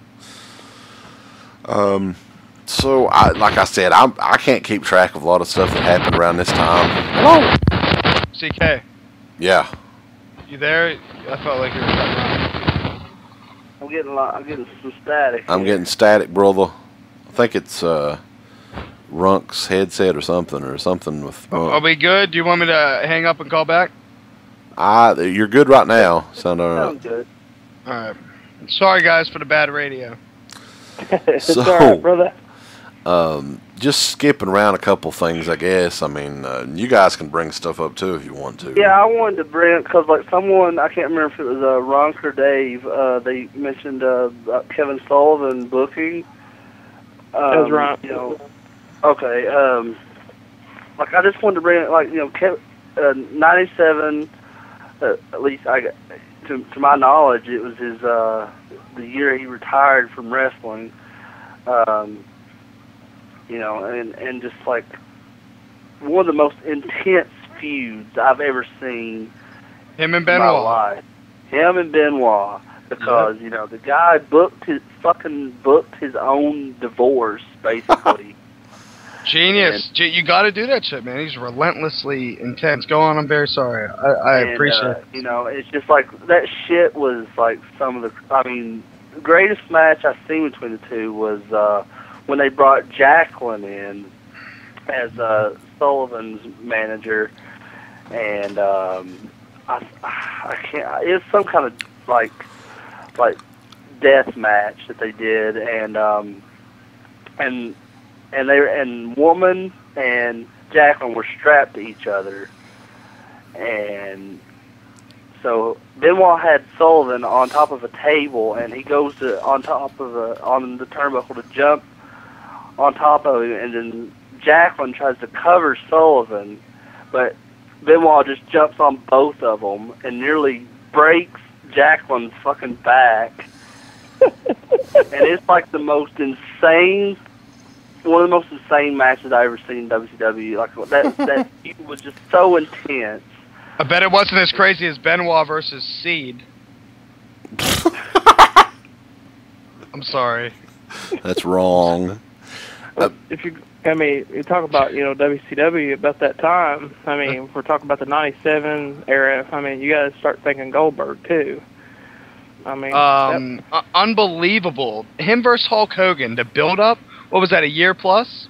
Oh yeah, and the funny thing was, I mean, we was talking about, you know how the pay-per-views. Eric Bischoff wouldn't book a pay-per-view; he would always book for a Nitro. Yeah. I mean, that fucking thing was fucking free. Yeah. Well, And I remember Goldberg was like mostly built up in '98 though, because they didn't start like, you know, bringing him in till like towards the end of '97. Mm-hmm. And he was just fucking feuding with Mongo at that time. He had several matches with him. Do you remember when he stole his ring? Well, when? Yeah, that's what I was gonna say. Over a fucking ring. Yeah. And like. It was Mongo's Super Bowl ring, baby.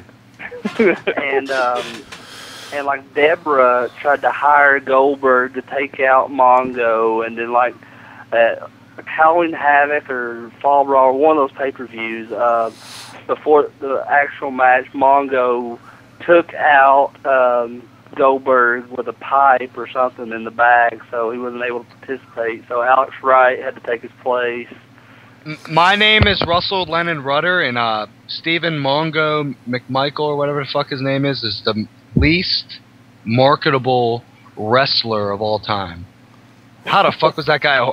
You got your stupid-ass ponytail, terrible uniform, pageant wife.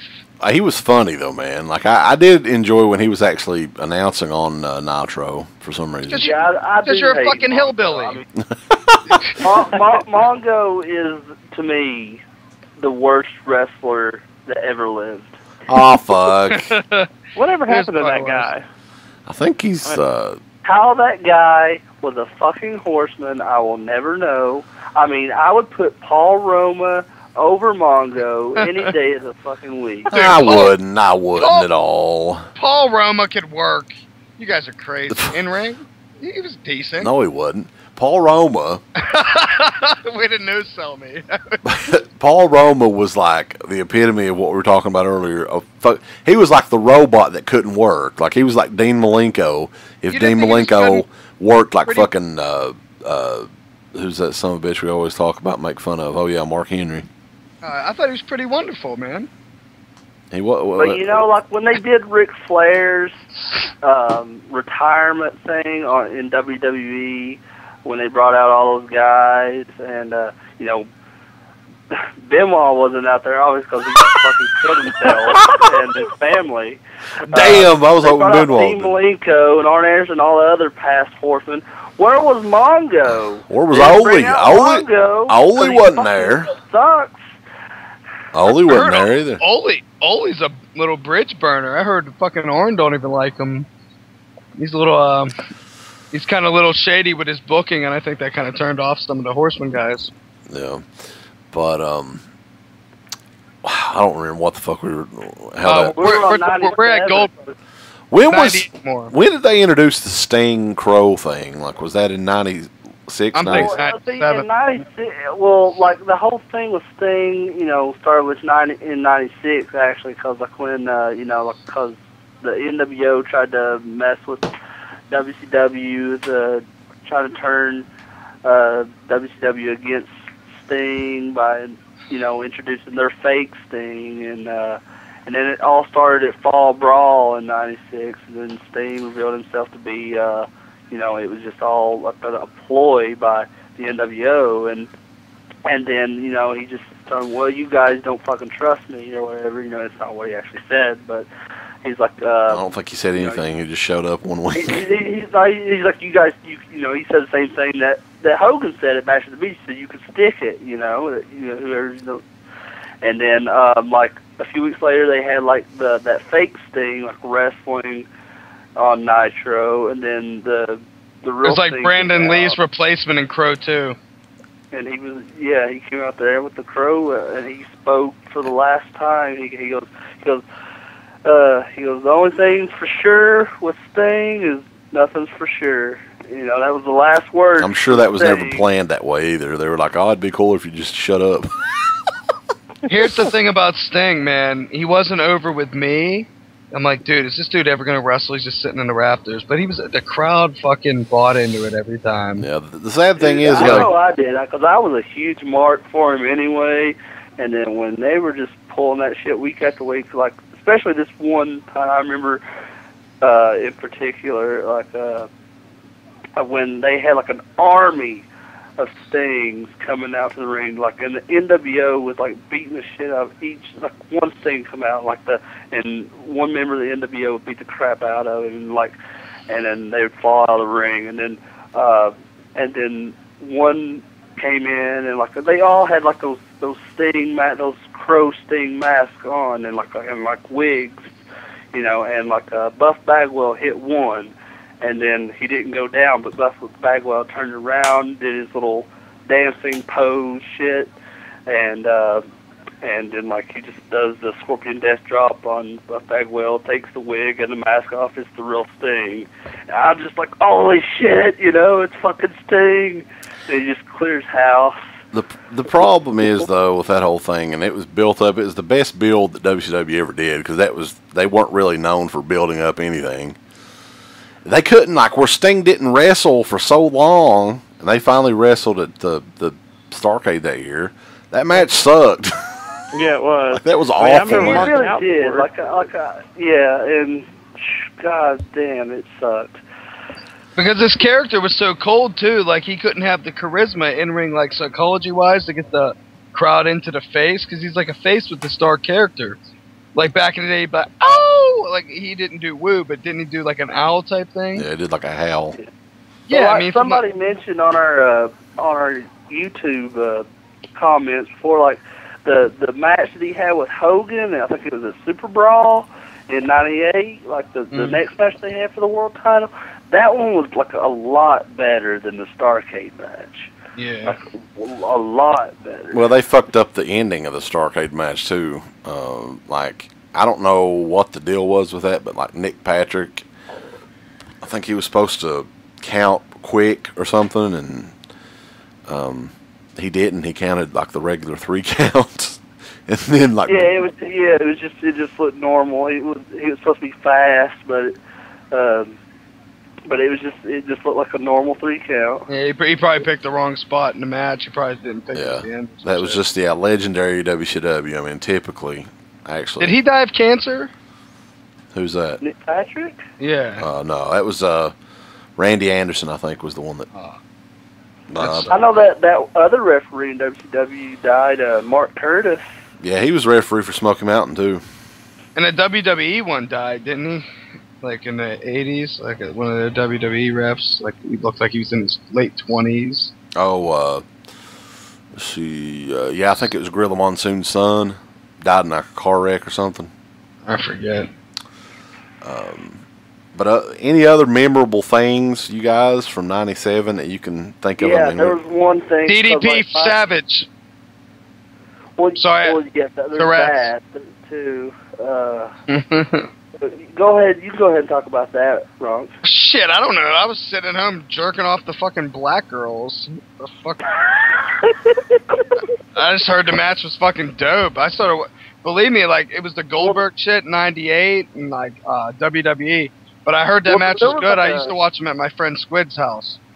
That whole feud between Savage and Page was in '97 was just fucking crazy. Like, like we already mentioned, like when Savage had a match with La Parka at one point in '97, and it turned out La Parka was actually DDP in disguise. Their first match that they had was at Spring Stampede, which was an awesome match. And then they had a match at Great American Bash. Their last match was Halloween Havoc '97. Yeah, they had a few matches I remember on pay-per-view. They were like that was like the main event on a few of those shows too. I think. I think they had feud. They had feud of the year in a lot of the little dork scenes. It was the main event for both I think Spring Stampede and Great American Bash.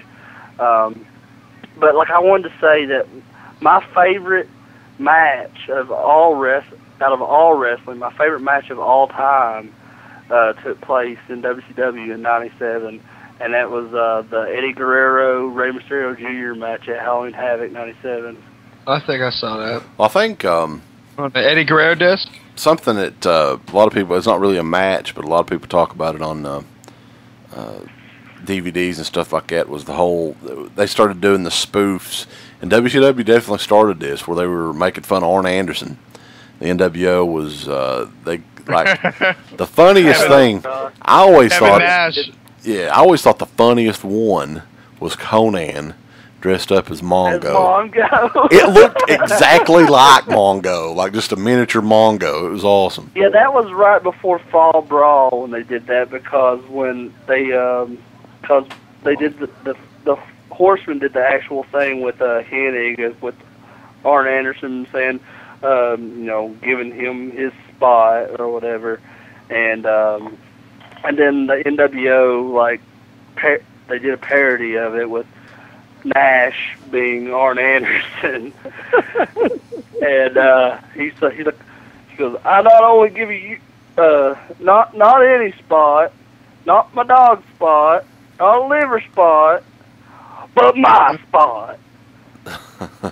And they got a lot of heat for doing that, man. I mean, that wasn't something that was funny backstage to the Horsemen. I mean, they took some heat for doing that. Actually, they did that more than once too. They did Nash, but they did that like later on, like in either '99 or 2000. Cause like Hogan, they did another bit like that where Hogan dressed up as Flair, and I'll have to send it to you or post it on the Retro Wrestling Night Facebook page, where Hogan dressed up as Flair, Nash dressed up as Arn Anderson again. And this was like when David Flair was with the NWO. And, God, that dude had no charisma. He's a loser. Scott Hall was dressed up as Roddy Piper. I don't really remember that one. That must not have been as funny or something. That one it's fucking hilarious. You got to see it. it's almost better than the original one they did. Is that when Rick came out and got in David's face and said, "If you want to be a superstar, I'll call Vince McMahon"? Is that the part where he's, Is that? I remember something that's completely unrelated, where like Scott Steiner was talking about all the girls were watching Stone Cold or something. Do you remember that? He was like, you guys fired Stone Cold or whatever. But it's like when David Flair, that they do that little bit I was talking about, and like David Flair's sitting there. I think it's like Torrie Wilson is like sitting on his lap or whatever, and then like Kevin Nash as Arn Anderson is like just keeps like slobbering like over top of her and stuff, and like she just keeps knocking him down and stuff. And the sad thing is, I guarantee Arn can go in the ring and perform better than Nash till this day. Oh yeah. He's an athlete. That dude moved like a fucking athlete. I can't. Dude, I mean, Kevin Nash should just be a comedian. I get scared for Nash when he walks to the ring. He looks like he's going to blow out a knee or something. But goddamn, because Kevin Nash is a funny guy. I'll give him that. I mean, like he's a really funny guy, but like I just don't think. I think he would have been a better comedian than a wrestler. I think he did a good job with what he did. I mean, the guy's a fucking specimen. I can't believe how big he was. Yeah, he's a huge guy. Next to Triple H, it's like, dude, he makes Triple H look like a. Well, I see that there's a picture that Crater took with him. You can see it. I mean, because I've been around Crater and he's a little bit taller than me. Crater looks like a fucking little kid next to him. Yeah, the guy's huge. Crater, what are you, 6'2"? 6'3", and like if you go on my personal Facebook page and look at like the pictures of like all, because I have an album of all these wrestlers that I met.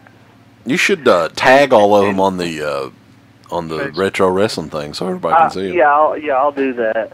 Yeah, you should, man. That'd be awesome. And like this picture of me and Kevin Nash, like this guy, like CK said, he makes me look like a child.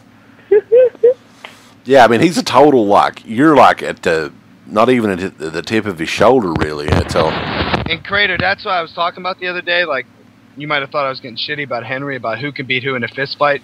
That probably stemmed from something I heard Kevin Nash. He's like something he said one day. He's like the Marks used to watch the business and now the Marks are in the business.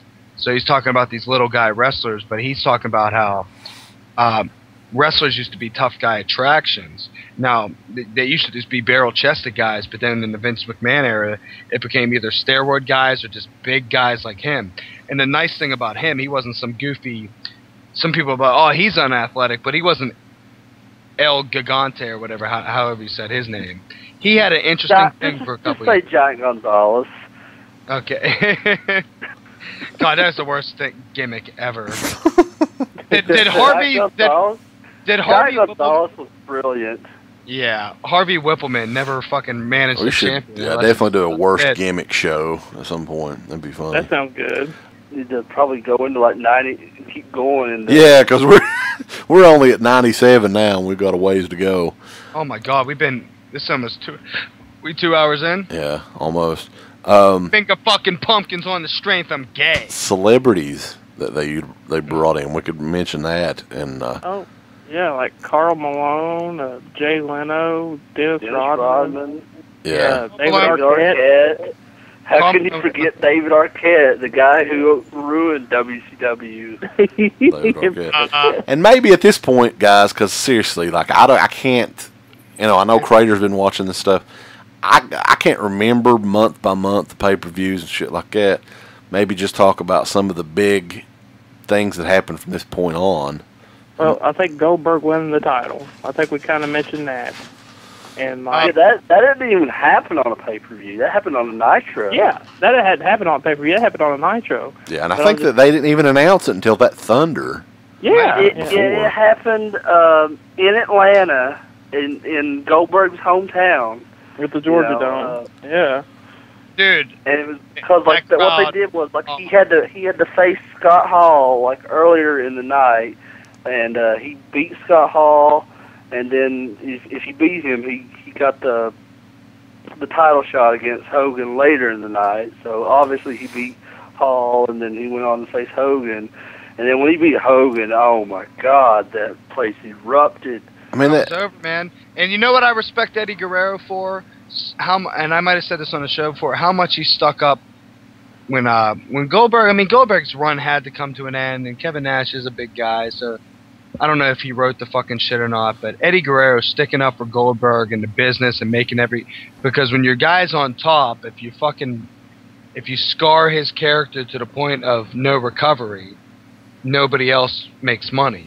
You understand what I mean? You got to have your lead guy not get buried. Not get got. Yeah. I just want to mention before we go any further that, like, you know, going back to '97, like where I said I'm in order right now in the Nitros of '97 and the pay-per-views. I'm at that point right now where Mike Tenay just went to Mexico and he's doing those segments Nitro of Lucha Libre and the Mexican Luchador. Telling the history about Lucha. Yeah. God, I've always hated Mike Tenay, by the way. I just wanted to let everybody know that. I guess I liked him because he was like calling out all the moves and stuff. He wasn't the typical Schiavone journalist type. He was actually a mark. So WCW just had some of the worst announcers, though. I mean, who was that bald guy? Scott Hudson. He actually wasn't as bad as like Mark Madden, man. Oh fuck! But do you remember when they had Stevie Ray as a commentator? Yeah, barely. No, they did. You guys know Mark Madden's from around here, right? He got fired from a Pittsburgh radio show. Well, good. You ever listen to his, like, go online and read his commentaries, Mark Madden's? No. I think he's an interesting guy. He's kind of shock jock. He's a shitty announcer, though, man. I could not stand listening to him. Like, no. I loved it when Tank Abbott beat the fuck out of him that one, whatever showing that was. his lard and all that. Yeah. But Mike Tenay, you know, like, it's just so funny because they would just always bring him out most of the time on the pay-per-views when they had, like, the luchador matches. And because, like, the old guys like Dusty Rhodes and Larry Zbyszko had no idea what these fucking moves they were doing at the time were called. And Dusty would be like, "Oh, what's that called, baby?" And that's a one-to-one redundle, baby. Because you remember that? Oh, that's a moment that we gotta fucking bring up during Jericho's run in WCW when he was feuding with Malenko. Gilbert. And never mind. When he brought out the list of moves on toilet paper. Then he was just going arm bar. They took a break. Arm bar. They went to commercial, and like he was still reading the list when they came back. You know, one thing we forgot about Jericho was when he brought out fucking Ralphus. Yeah. Ralphus. Wonder what the fuck happened to Ralphus. I can't believe I got mixed up and I said Gilbert. I'm such a fucking idiot. He always had Ralphus, but then, like, at the beginning, he had Ralphus, and he had this other guy that said Jerichoholic Ninja on his shirt. and he had a mullet, and he wore sunglasses. You know, they must have got rid of that. And I found out that, like, later on that Ralphus was a truck driver for WCW, and that's how they found him. He definitely was. I think the thing that made Jericho realize that he had to leave, though, was the whole thing that the Goldberg feud that he had. I don't know if that just started up because he started saying something or what, but like it ended with just a squash match on like a Nitro or something, didn't it? And CK, to go back to what you were saying earlier about surprise wins, he'd be the perfect train. Now, he shouldn't have carried the company, but Jericho should, because he's such an antagonistic heel that getting under somebody's skin, even though fans probably liked him because he had a likable quality, but they probably would have loved if Goldberg lost to him and then beat him. You know, a transitional kind of run, like that would have been. Yeah, I agree with Russ because I definitely agree. That would have gained Jericho so much more heat if he would have been the one that broke Goldberg's streak. It would have never happened in that company, though. I mean, anybody that watched that company knew like nothing like that ever really happened in WCW. Jericho, and I'm very sorry if I'm stepping over something, but I just wanted to get this out that Jericho is one of the best think about all the different things Jericho's done in his career. Think He's about done like everything. think about Almost. the things like he's played with different characters. He's been the funny heel. He's been the hokey heel. He's been the mid-card guy putting on exceptional matches. He's been at ECW. He's been a warrior in the ring. I mean, the guy is incredible. And his fucking latter heel run was comparable to JBL's heel run. Yeah, Very his last like heel work that he did in WWE, like where he was wearing like the suits and stuff. Mhm. You know what that was based, where he got that character, he based that character off of, right? Go on. I don't know. He based the character off of the guy from No Country for Old Men. Oh, the sociopath with the fucking weird haircut? Javier or whatever. Javier Bardem? Yeah. Yeah. And like I was like, wow, like 'cause I never knew that, but I was like reading like this the Wikipedia page for Jericho, and it said that he based his character in WWE when he off of that. Personally, I didn't think it was cool. I thought he was more like a self-righteous, like he was calling the fans like sycophants, like that like that he was calling people like Klingons and stuff. I thought that was interesting. But before we get off topic about WCW, the one thing I didn't want to steer off of is the importance of Booker T before his latter title run, when the title didn't really mean anything. When he had the television championship, he had interesting matches against both Rick Martel before Rick Martel had a career-ending injury, and I believe Chris Benoit. What did they have, a series of 7? Uh-huh. Mm-hmm. Yeah, and don't forget Saturn either. Oh, he fought Saturn. Fuck.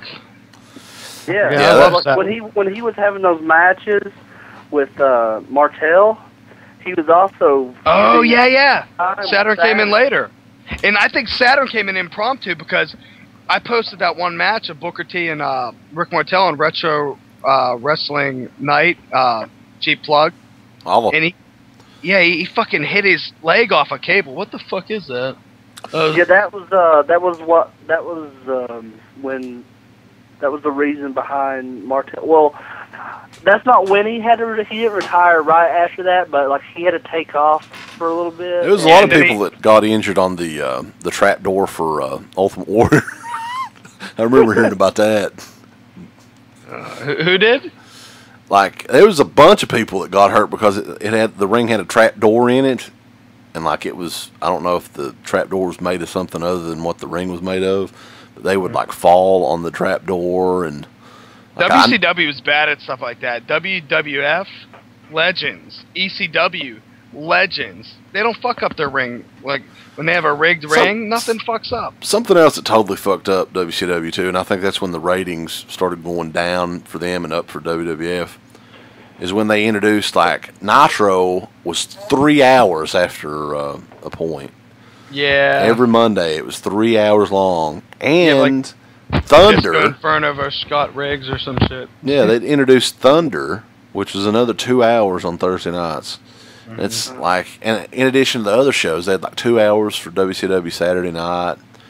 You know, isn't it funny how they blueprinted WWE though? Yeah, but even then, like back then, they had way more hours of television than WWE has now. Mm-hmm. Well, WWE has the Saturday night still on NIFNARF. What's that? WWE.com. They have the Superstar Show. They have NXT. Oh, I've never seen an episode of that ever. Yeah, I don't watch it anymore. That's on the internet. But I hate to get off track, but just speaking of Superstars real quick, like I posted this on Retro Wrestling Night too. Like I just think Facebook. It's funny that that this week on Superstars that R-Truth had another match against John Morrison on Superstars, and that whole feud went from being a pay-per-view match, pay-per-view potential match, to just like a million matches on Raw, to a feud on Superstars. And I just think, like I said on Retro Wrestling Night, it's fucking like what R-Truth said. It's a conspiracy against him. It's the truth. So, okay, I was just gonna say, like, we're about to probably move on. Like, once it goes past 1999, like when they got a couple of the ECW guys in, or Mike Awesome, once Vince Russo hit, it got a little too messy, man. Yeah, when the Russo came in, and yeah, it was like new blood or whatever, which he'd always make something that would look intriguing. I'm like, dude, your writing just doesn't. When you write something, you gotta stick to your fucking guns. I can remember though, like, because I was talking about this show before on another episode of what we're doing. They had this show called WCW Live that was like a show similar to this, but it was WCW like employees talking about the wrestling. And when they had hired Vince Russo and Ed Ferrara, were the two main writers that they had hired from WWF, to them it was the end. They were like, these are the two guys that caused, WWE's boom recently. Now we've got them, and it's going to be the end of the game. We've won, and that was their mentality. And looking back now, that's so fucking hilarious because, like, maybe they did help with a lot of those ideas and stuff, but at the end of the day, you had to have have a filter there, which evidently was Vince McMahon, that told them what was good and what to do and what wasn't. And what's funny is like Hogan, before he started working with TNA, when they did this like a Hulk Still Rules or whatever DVD, I can't remember which one it was, which one of the Hulk Hogan WWE DVDs it was, but when they were like interviewed, he says on there that he believes when he was working for WCW that Vince sent in Vince Russo just to sabotage and humiliate WCW. It certainly seems that way. I was like, if he fucking believes that, if he really truly feels that way, I wonder if why is he working with the guy? I wonder if McMahon sent him to TNA. Could any of you guys do a Vince Russo imitation? I can't. If I'm sick of all the I can't do it. The thing I noticed, though, he's just like a New Yorker, uppity, northern piece of shit. We didn't even talk about like the Wolf Pack and stuff tonight, but I don't even really want to talk about it. It's too messy. It's too messy. I hated the Wolf Pack. I mean, Scott Norton was probably in the Wolf Pack, and I don't even know.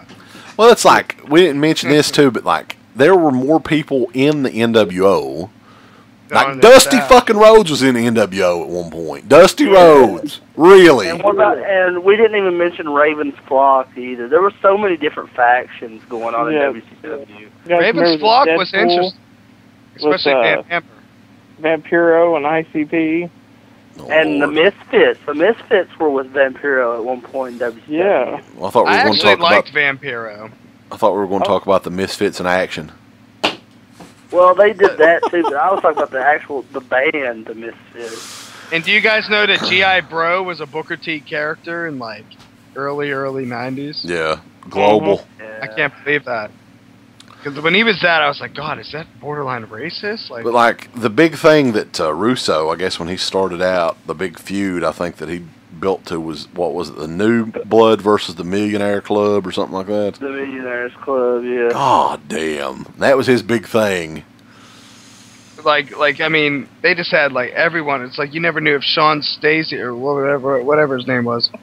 They had so many different factions. Or he was. Oh my God! I think Vince Russo invented that whole like in-ring segment bullshit. Another thing too, John like Stasiak was also meat in WWF, wasn't he? Yeah. Yeah, for like 2 weeks.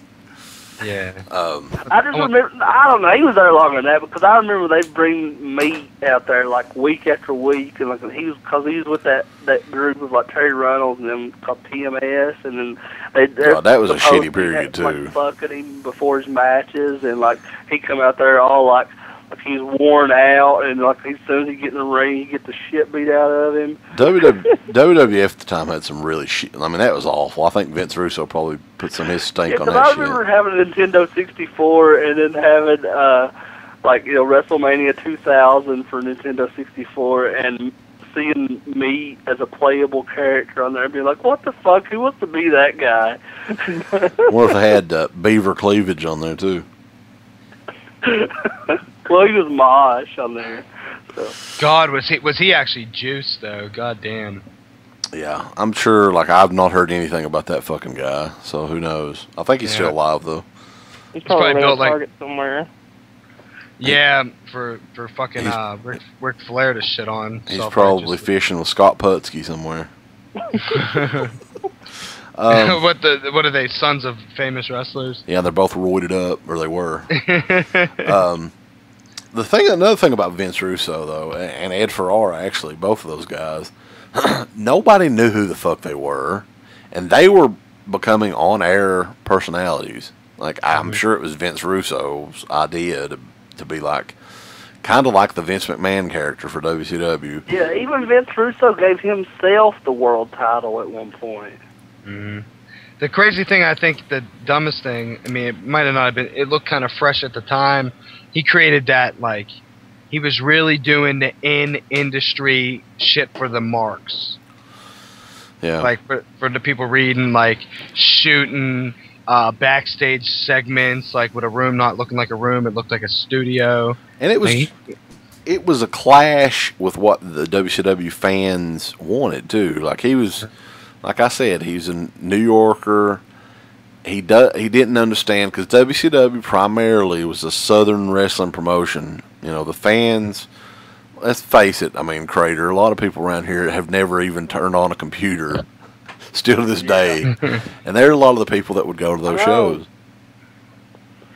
And then, this is shit that he was doing, like, still kind of sticking to this day, just because, like, you know, I know I really, like, put down, like, Divas matches and stuff a lot, but, like, the only female that I really, was because she was never really a wrestler, is Miss Elizabeth. You know, I loved her, like, growing up and stuff. And, like, Vince Russo just constantly tried to humiliate her during his run in WCW, and he was just, like, trying to get her to, like, do stuff, like, you know, strip down to her bra and panties. To eat his ass. What? And to eat his ass. I think she was a character written for weak-minded men. She had no personality. I don't give a fuck. She could get raped by fucking 10 brothers in Harlem for all I give a fuck. I won't go that far. No, but what I mean is, like, she didn't have that much personality. She never. The WWE fucking wrote her real well. Something else though about Vince Russo that I was remembering, and I think it was a Bash the Beach where they did the big thing. They did this a bunch of times in WCW, but this was actually live on a fucking pay-per-view where Jeff Jarrett, like, jobbed for Hogan, literally, like, just laid down, and then they had this big shoot thing after. And, like, there's a big lawsuit and stuff that came out of it and all this.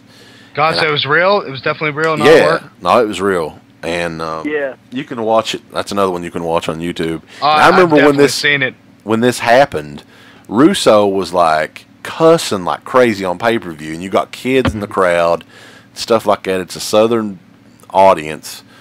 You know, he was like, I swear to God, you're never going to see that son of a bitch in here again, or something like that. And I got his passion when he was doing that. I was watching it, but I'm like, dude, think business. You're not thinking business when you make Jeff Jarrett like, I thought it was fresh when I was watching it back then, but I'm like, how? I mean, I think Mike Graham is like, Jeff Jarrett never drawed flies. No, Jeff Jarrett was never a main event guy. Exactly. I mean, he he drew heat. Yeah, I mean, back in, you know, in the USWA and stuff like that, I mean, yeah, he was the main top player, but I mean, that was just in a little territory. So, but I mean, the guy can't draw shit. I mean, as far as, like, fans, I mean, and he honestly thinks to this day he's like a big top star, and he's not. You know, his best run was his shit with China, just good drawing heat, beating women type stuff that I kind of enjoy. Towards the end there in WCW, he was busting these guitars that were made of, like, styrofoam. Oh, they were so bad. the one he hit Mae Young with on the OMG, like, little thing that they just showed, that guitar is so much more solid than the little fucking free lunch thing that he was hitting people with. Yeah, it's like the ones, the guitars that would blow away in the wind. CK, do you know the thing behind Halloween Havoc '99 when Sting fought Hogan for the World Championship, and then Hogan laid down for Sting? Oh, Christ. What's the lay down bullshit? It happened a lot. I don't know. I mean, what was the story behind that one? Because I don't really remember if that was a work or not, because I just remember on that event, Hogan, it was Hogan versus Sting for the world title. You know, Sting was the champion at the time, and Hogan came out there, and I think Hogan wasn't even in his gear. He was just wearing street clothes, and he just laid down for Sting, and Sting pinned it, and Sting was like, you could tell, I don't know if Sting was cussing, but you right could tell back. he was really fucking mad about it, though. And then, like, later in the night, he had to have another match for the world title. He fought Goldberg for the world title. Right. Well, And Goldberg beat him for the title. I don't remember this shit at all. I don't know if I just Halloween Havoc '99. Check it out. Maybe I completely missed that pay-per-view or something, because I don't remember any of that. It got to the point where, I mean, it's so hard to remember shit because it got so bad that you didn't even watch it. And then you would tune in and it'd get a little bit better, and then it would just, you know, it would drop. It's kind of like TNA right now, you know. It gets to the point where it's so bad you won't watch it, and then you'll tune in and it'll get a little bit better, and then the next week it's like, oh my God, here we go again. Yeah. And you know, we talk, you know, we've talked about Halloween Havoc a lot and stuff, and how awesome, like, of a legacy it left. Like, what a great pay-per-view it was, what a great themed pay-per-view it was. But like, it just sucked because, like, the last Halloween Havoc, the main event of the very last Halloween Havoc was Goldberg versus Chronic in a handicap elimination match. Chronic. I fucking hate Chronic. God, those guys sucked.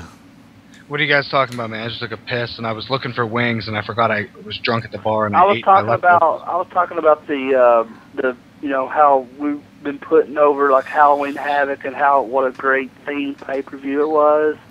And like I mentioned, it sucks that the very last Halloween Havoc pay-per-view, the main event was Goldberg versus Chronic in a handicap elimination match.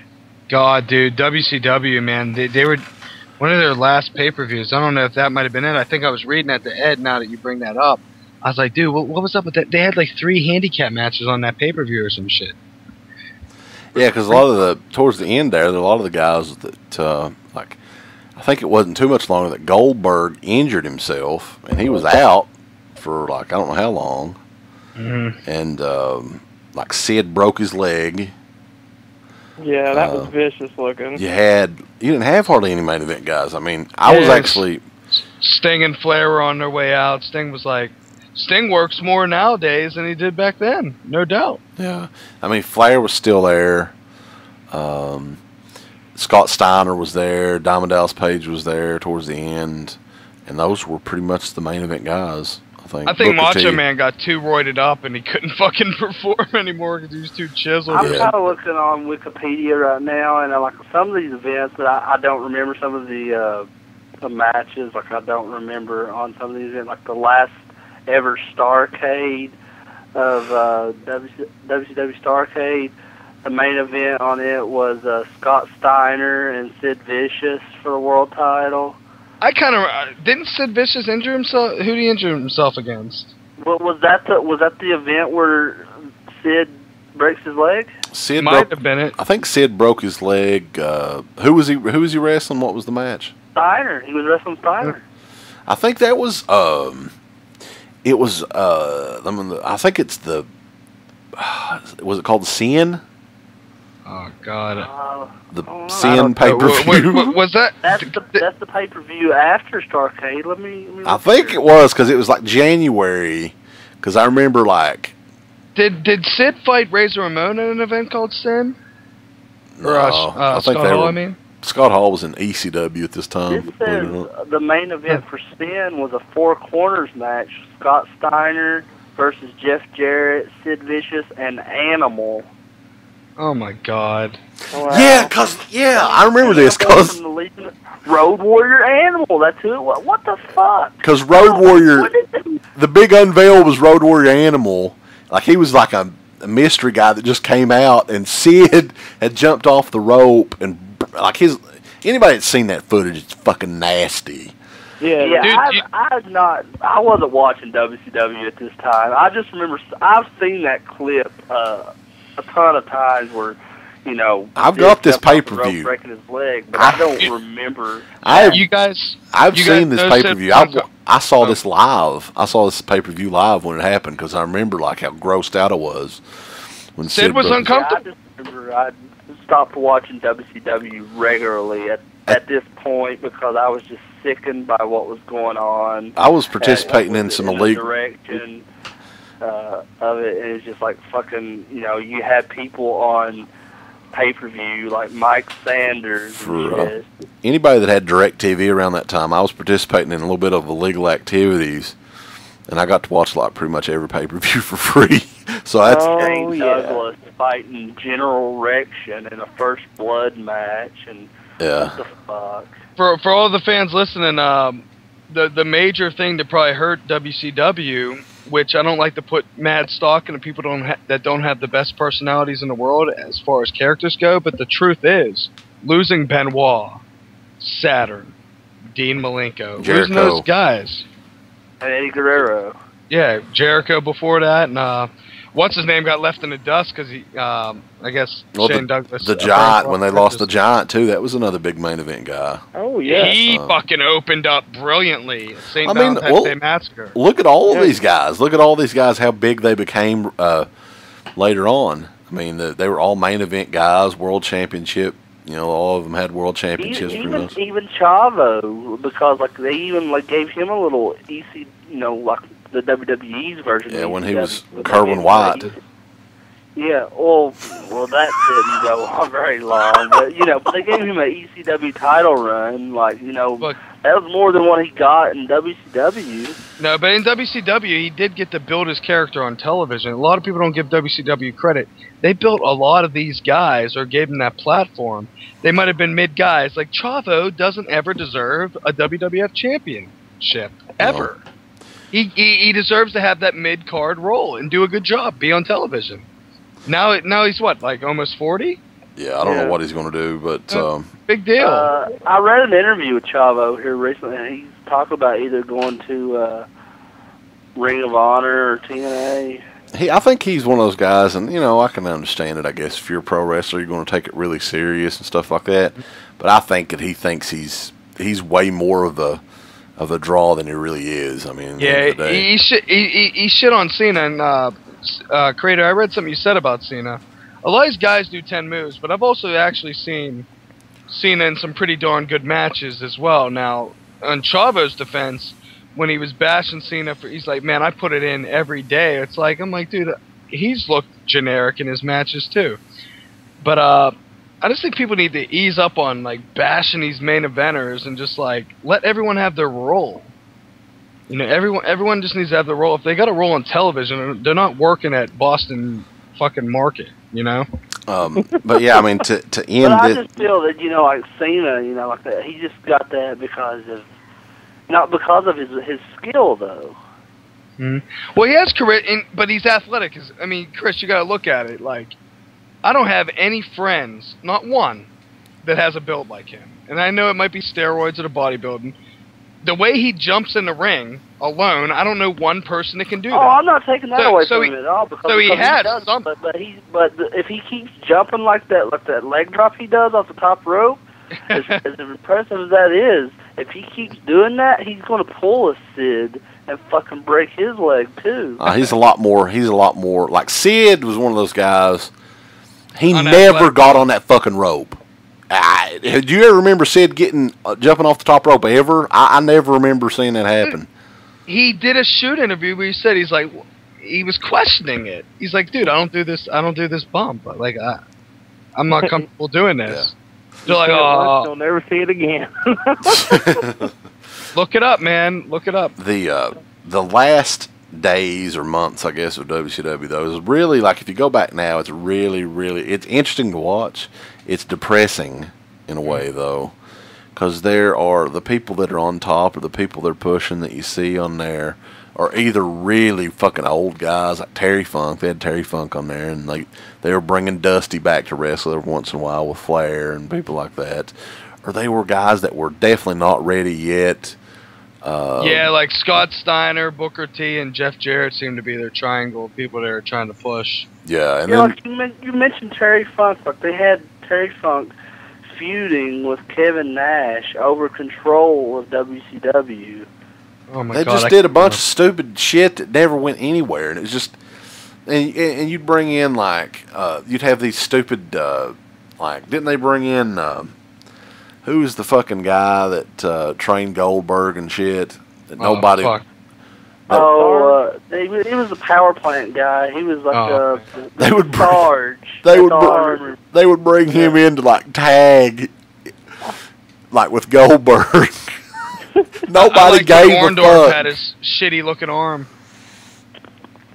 And it's like they just did, and the amount of people at these shows dwindled down. I was looking on the last pay-per-view, and I was watching some of it, and on Wikipedia it was saying the attendance was 5,000. Which is still more than a TNA pay-per-view, by the way. Oh yeah. Well, TNA sells they probably give away 500 tickets and none sold. WCW in their worst day, though, they really do. And I can't stress that enough because they're fucking gay.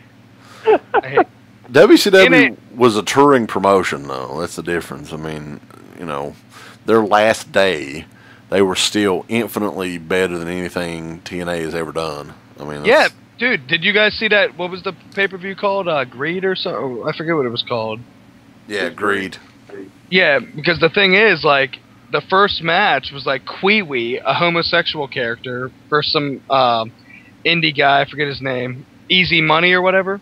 Yeah, he was Easy Money in ECW. Yeah, whatever his WCW name was, but the match. Jason Jett. Oh, dude, the match was over as hell. The match was great. That's what I was I was actually watching that the other day. Unbelievable. Every match was decent. I was watching. I'm like, what has wrestling turned into? These guys all think they deserve to be champions, and they can't work like Kwee-Wee. Hey, Russ, did you watch that match that I posted today? What, would I support something you... No, who is this? Is this Dave or Chris? This is Chris. I'm sorry, I'm listening. What match? The AJ Styles?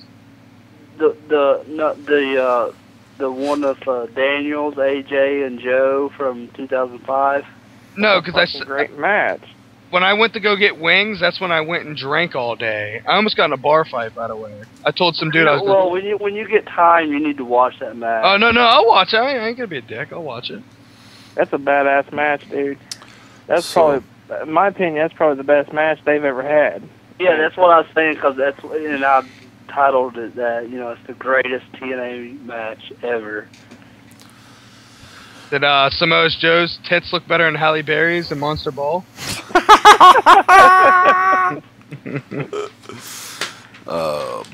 Yeah, WCW, I gotta say though, even though I think like Ric Flair said in an interview that it probably should have closed a year before it did, and I kind of agree, because it was just a clusterfuck for that last year or two. They just didn't have any kind of structure or anything, and they were just having paper. It's very similar, actually, to what WWE has been doing lately, but WWE is a little more smart with their money. Vince Russo is the least of the problems, because they're always consistently, the money that ran them was corporate. Best Buy, not because I work there, is going to go out of business one day. Why? Because they're a fucking corporate place with stupid-ass fucking rules and unhappy employees. It's not going to last forever. WWE is what was now they're public, but I mean they're the HNICs, head niggas in charge. Yeah, and Vince still owns 50% 51% of the company. So Yeah. I mean, Vince McMahon's a smart guy because, like, Dana White, a fucking legit fighting business, models his company after, like, Vince McMahon, even more than, like, say, like, fucking Don King or whatever. Mm-hmm.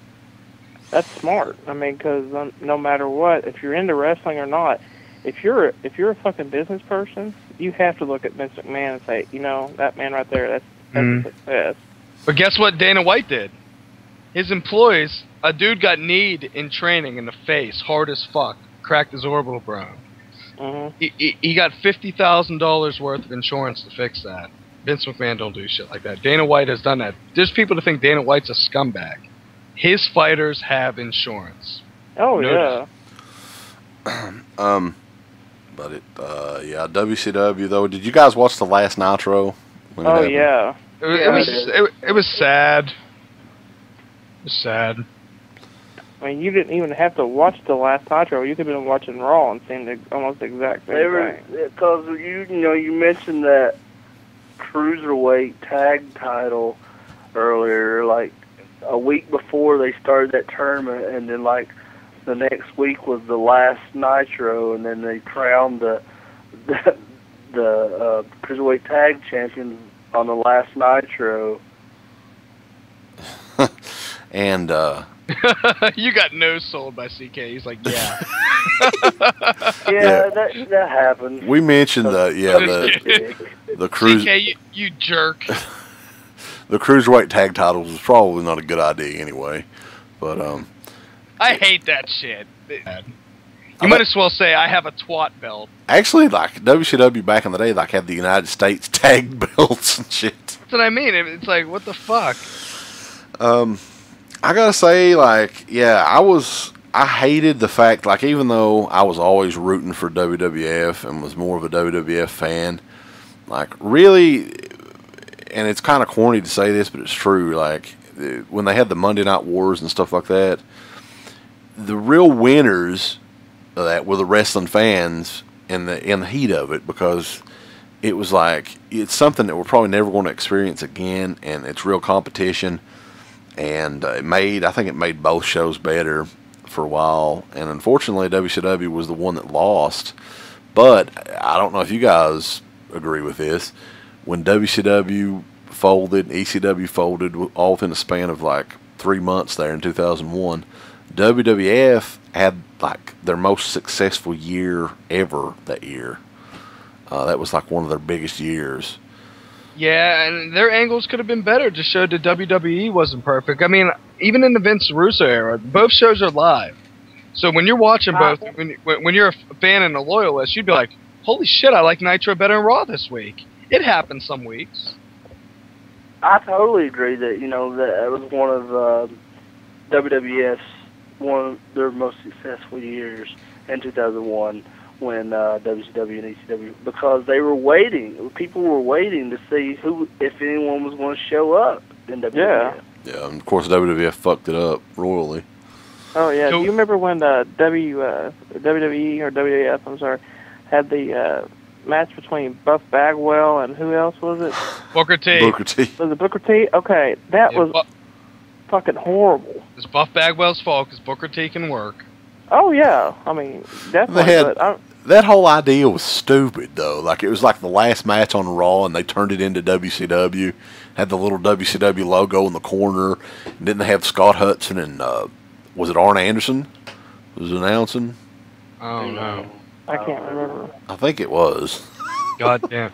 It's so hard to remember that. I mean, 9/11 happened, man. I'm still sad about that day. Yeah, we're coming up on the 10th anniversary of that. Dude, I did that. I'm the one that did it. I'm just kidding. Jesus Christ, I'm gonna get killed. There's so many things that I wish I'd brought up though about Well, it's just so much though, man. That's the thing. Like, God, you can only cover so much in like 2.5 hours. Like shit, like when Scott Steiner was feud with Rick Steiner. It was like Scott Steiner and Buff Bagwell were teaming up, and Rick Steiner got Judy Bagwell as his tag team partner. Oh, I wanted to reference her earlier. I don't know if I did. Fuck. And then they did like a Judy Bagwell on a pole match, but instead of having a pole, they had Judy Bagwell up on a forklift.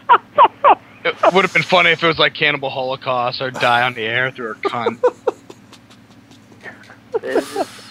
But the shit that they did was so awesome. Like this match that they had, it was towards the end of WCW, when Scott Steiner and Booker T were feuding for the world title.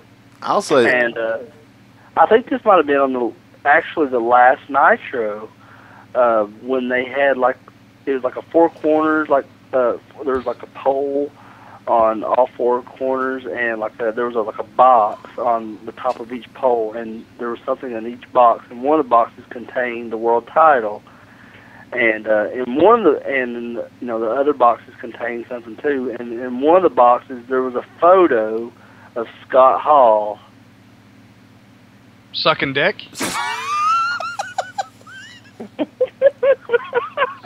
Snorting crack. What was he doing, Chris? What? No, I thought you were finishing a sentence. I just jumped in and said something. It was just a photo of Scott Hall smiling or something.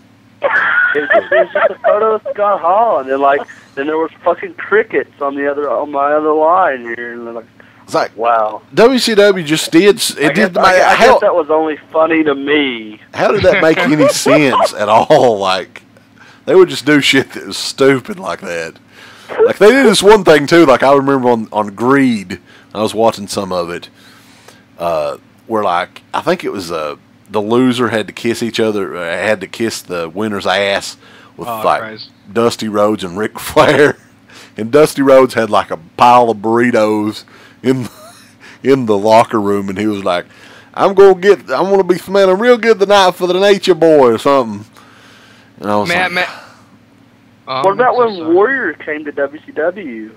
That was an interesting promo. WWF painted it like it was bad. I was into that shit big time. But I'm talking about when Hogan saw Warrior in the mirror, and Bischoff couldn't see Warrior, but the commentators could.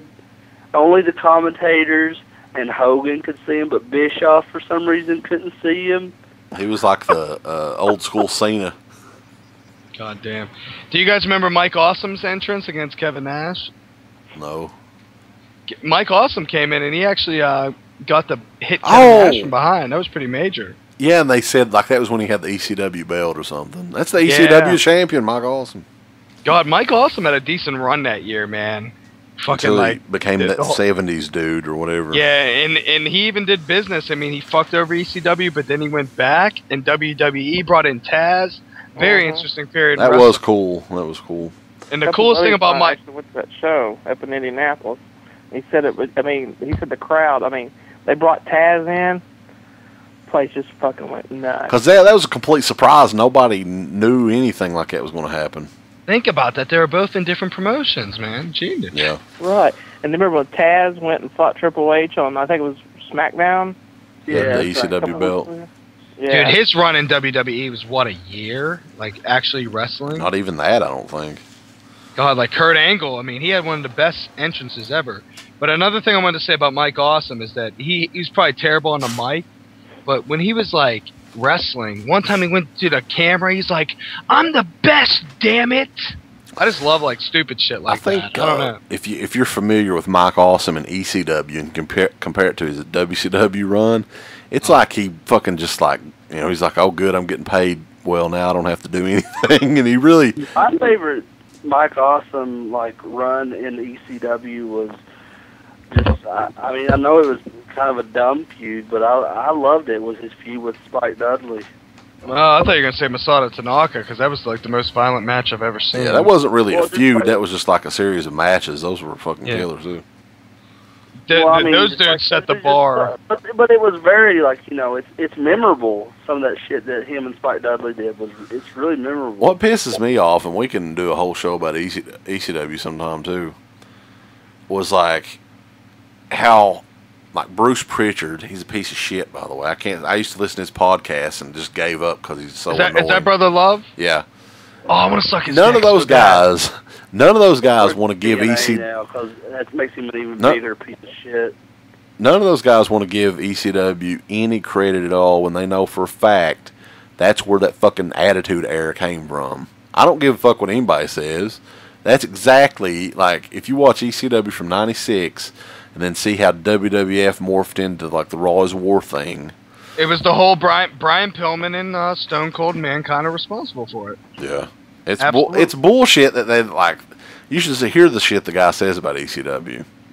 And even Ron Simmons should have developed his character from what he had decent mic skills in there, and then he became a gladiator. Yep. And now that Bruce Pritchard is working for TNA, do you think he's the reason, like, that TNA is stealing a lot of stuff that, like, WWE is doing right now, like kind of like how Joe is kind of like the voice of the voiceless for TNA? Dude, I have no idea what's going on. I try not to think about TNA too much. Their show is so messy. It's like he's in that series. What's that series called, Crater? Bound for Glory? Oh, yeah, Bound for Glory. The pay-per-view nobody's going to buy anyway. Who would buy a fucking TNA pay-per-view, by the way? I'll stream it. Hey, Austin Aries, I'm going to stream that shit. I'm going to watch your match. I won't even stream TNA pay-per-views. I didn't even watch. I refused to watch TNA last night. I just watched Nitros. Would you stream on a poster? Yeah. That was a dumb, stereotypical joke. So WCW, I think, getting back to the main topic, and we're coming on 2.5 hours here, so we're going to end this pretty soon. I think WCW had a major impact, though, like the Monday nights. If you remember Raw before WCW, and you look at Raw, after Nitro, and see how far it came just because of Nitro. I mean, at the end of the day. It might have been an 11-year run, and some people are like, 11 years, that's just 11 years. But wrestling at that period was definitely a time where you were watching 2-hour programs with a full staff wrestling. It wasn't fucking Superstars or just a brother love program. You were watching match after match after match, series, vignettes or whatever. It was consistent wrestling, bad weeks, good weeks, good times. Their boom period, I would say, is 96 to 98. Interesting stuff in the early 90s. Probably the dark period might have been what do you guys think, 93, 95, just like WWE? Yeah. Mm-hmm. Like Hogan didn't blow up until he was the NWO guy, man. Then he's like, man, this guy's he was a pretty cool heel. We should give Hogan credit for that. He's a really good, really good heel. 93 is CK's favorite year in WCW, though. What the fuck? Who was wrestling then? Like Kevin Sullivan versus Max Well, Payne? that was the interesting thing. Like 93 WCW, they had just so many different guys that were coming in randomly. Like Honky Tonk Man came. Firebreaker, what was his name? Firebreaker Chip. You had Jake the Snake. Jake the Snake and Junkyard. The Cole Twins. British Bulldog. When, like, Bunkhouse Buck first came into WCW? I think it was around that time. Hacksaw Jim Duggan beats Stone Cold. Tex Slashinger and Shanghai Pierce, which later became the Godwins. Oh my god, I love Midian. So. Do you like regular Midian or naked Midian? I just like the whole. Anyone that's ever been in. Who was all in the corporate ministry? Oh, fuck the corporate ministry. Come on. Oh, God. Viscera. Viscera. The Brood. Viscera. Yeah, Viscera. Nobody cares, I don't think. Big Boss Man. What about you guys, though? Lasting memories of WCW. What do you think, like, the impact it had, and Nitro and all that stuff coming along, and then the impact it has from actually not being around today? The major things I remember is the tribute match with Benoit and Bret Hart. That was the best Bret Hart moment because he was severely unutilized, and he got hurt by arguably WCW's best guy, which was Goldberg. Guys like Eddie was a guy that wasn't properly utilized on television, maybe like 95 and all that shit, but he was never properly utilized on television. He went on to do better in WWF, but I really liked Benoit. The Luchador stuff was interesting. I was a huge fan of Billy Kidman. I really liked this feud with Hulk Hogan, and I saw some people bashing on YouTube.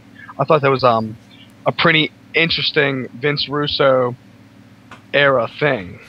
But I don't know, the NWO, Bret Hart's tribute match to his brother, Booker T series of matches with all the guys I mentioned before, and just Ron Simmons 1991 Holler.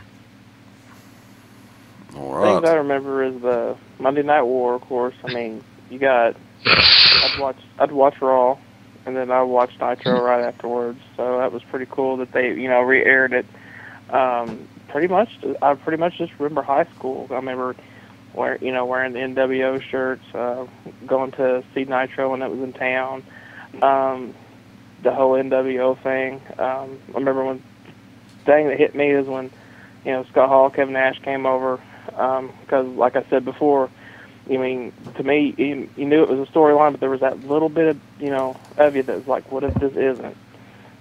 So, and that's pretty much what I'll take, from WCW, and I'll try to remember the good parts, like, seeing Chris Jericho for the first time, even though he was in ECW before, but I didn't get hit to that till later on, so, but yeah, that's what I take from it.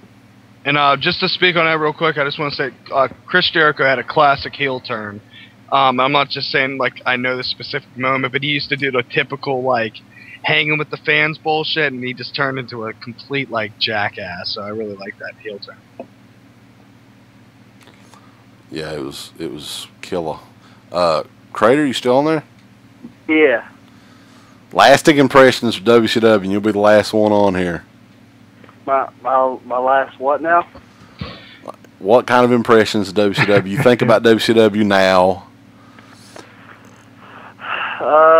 Well, I just like,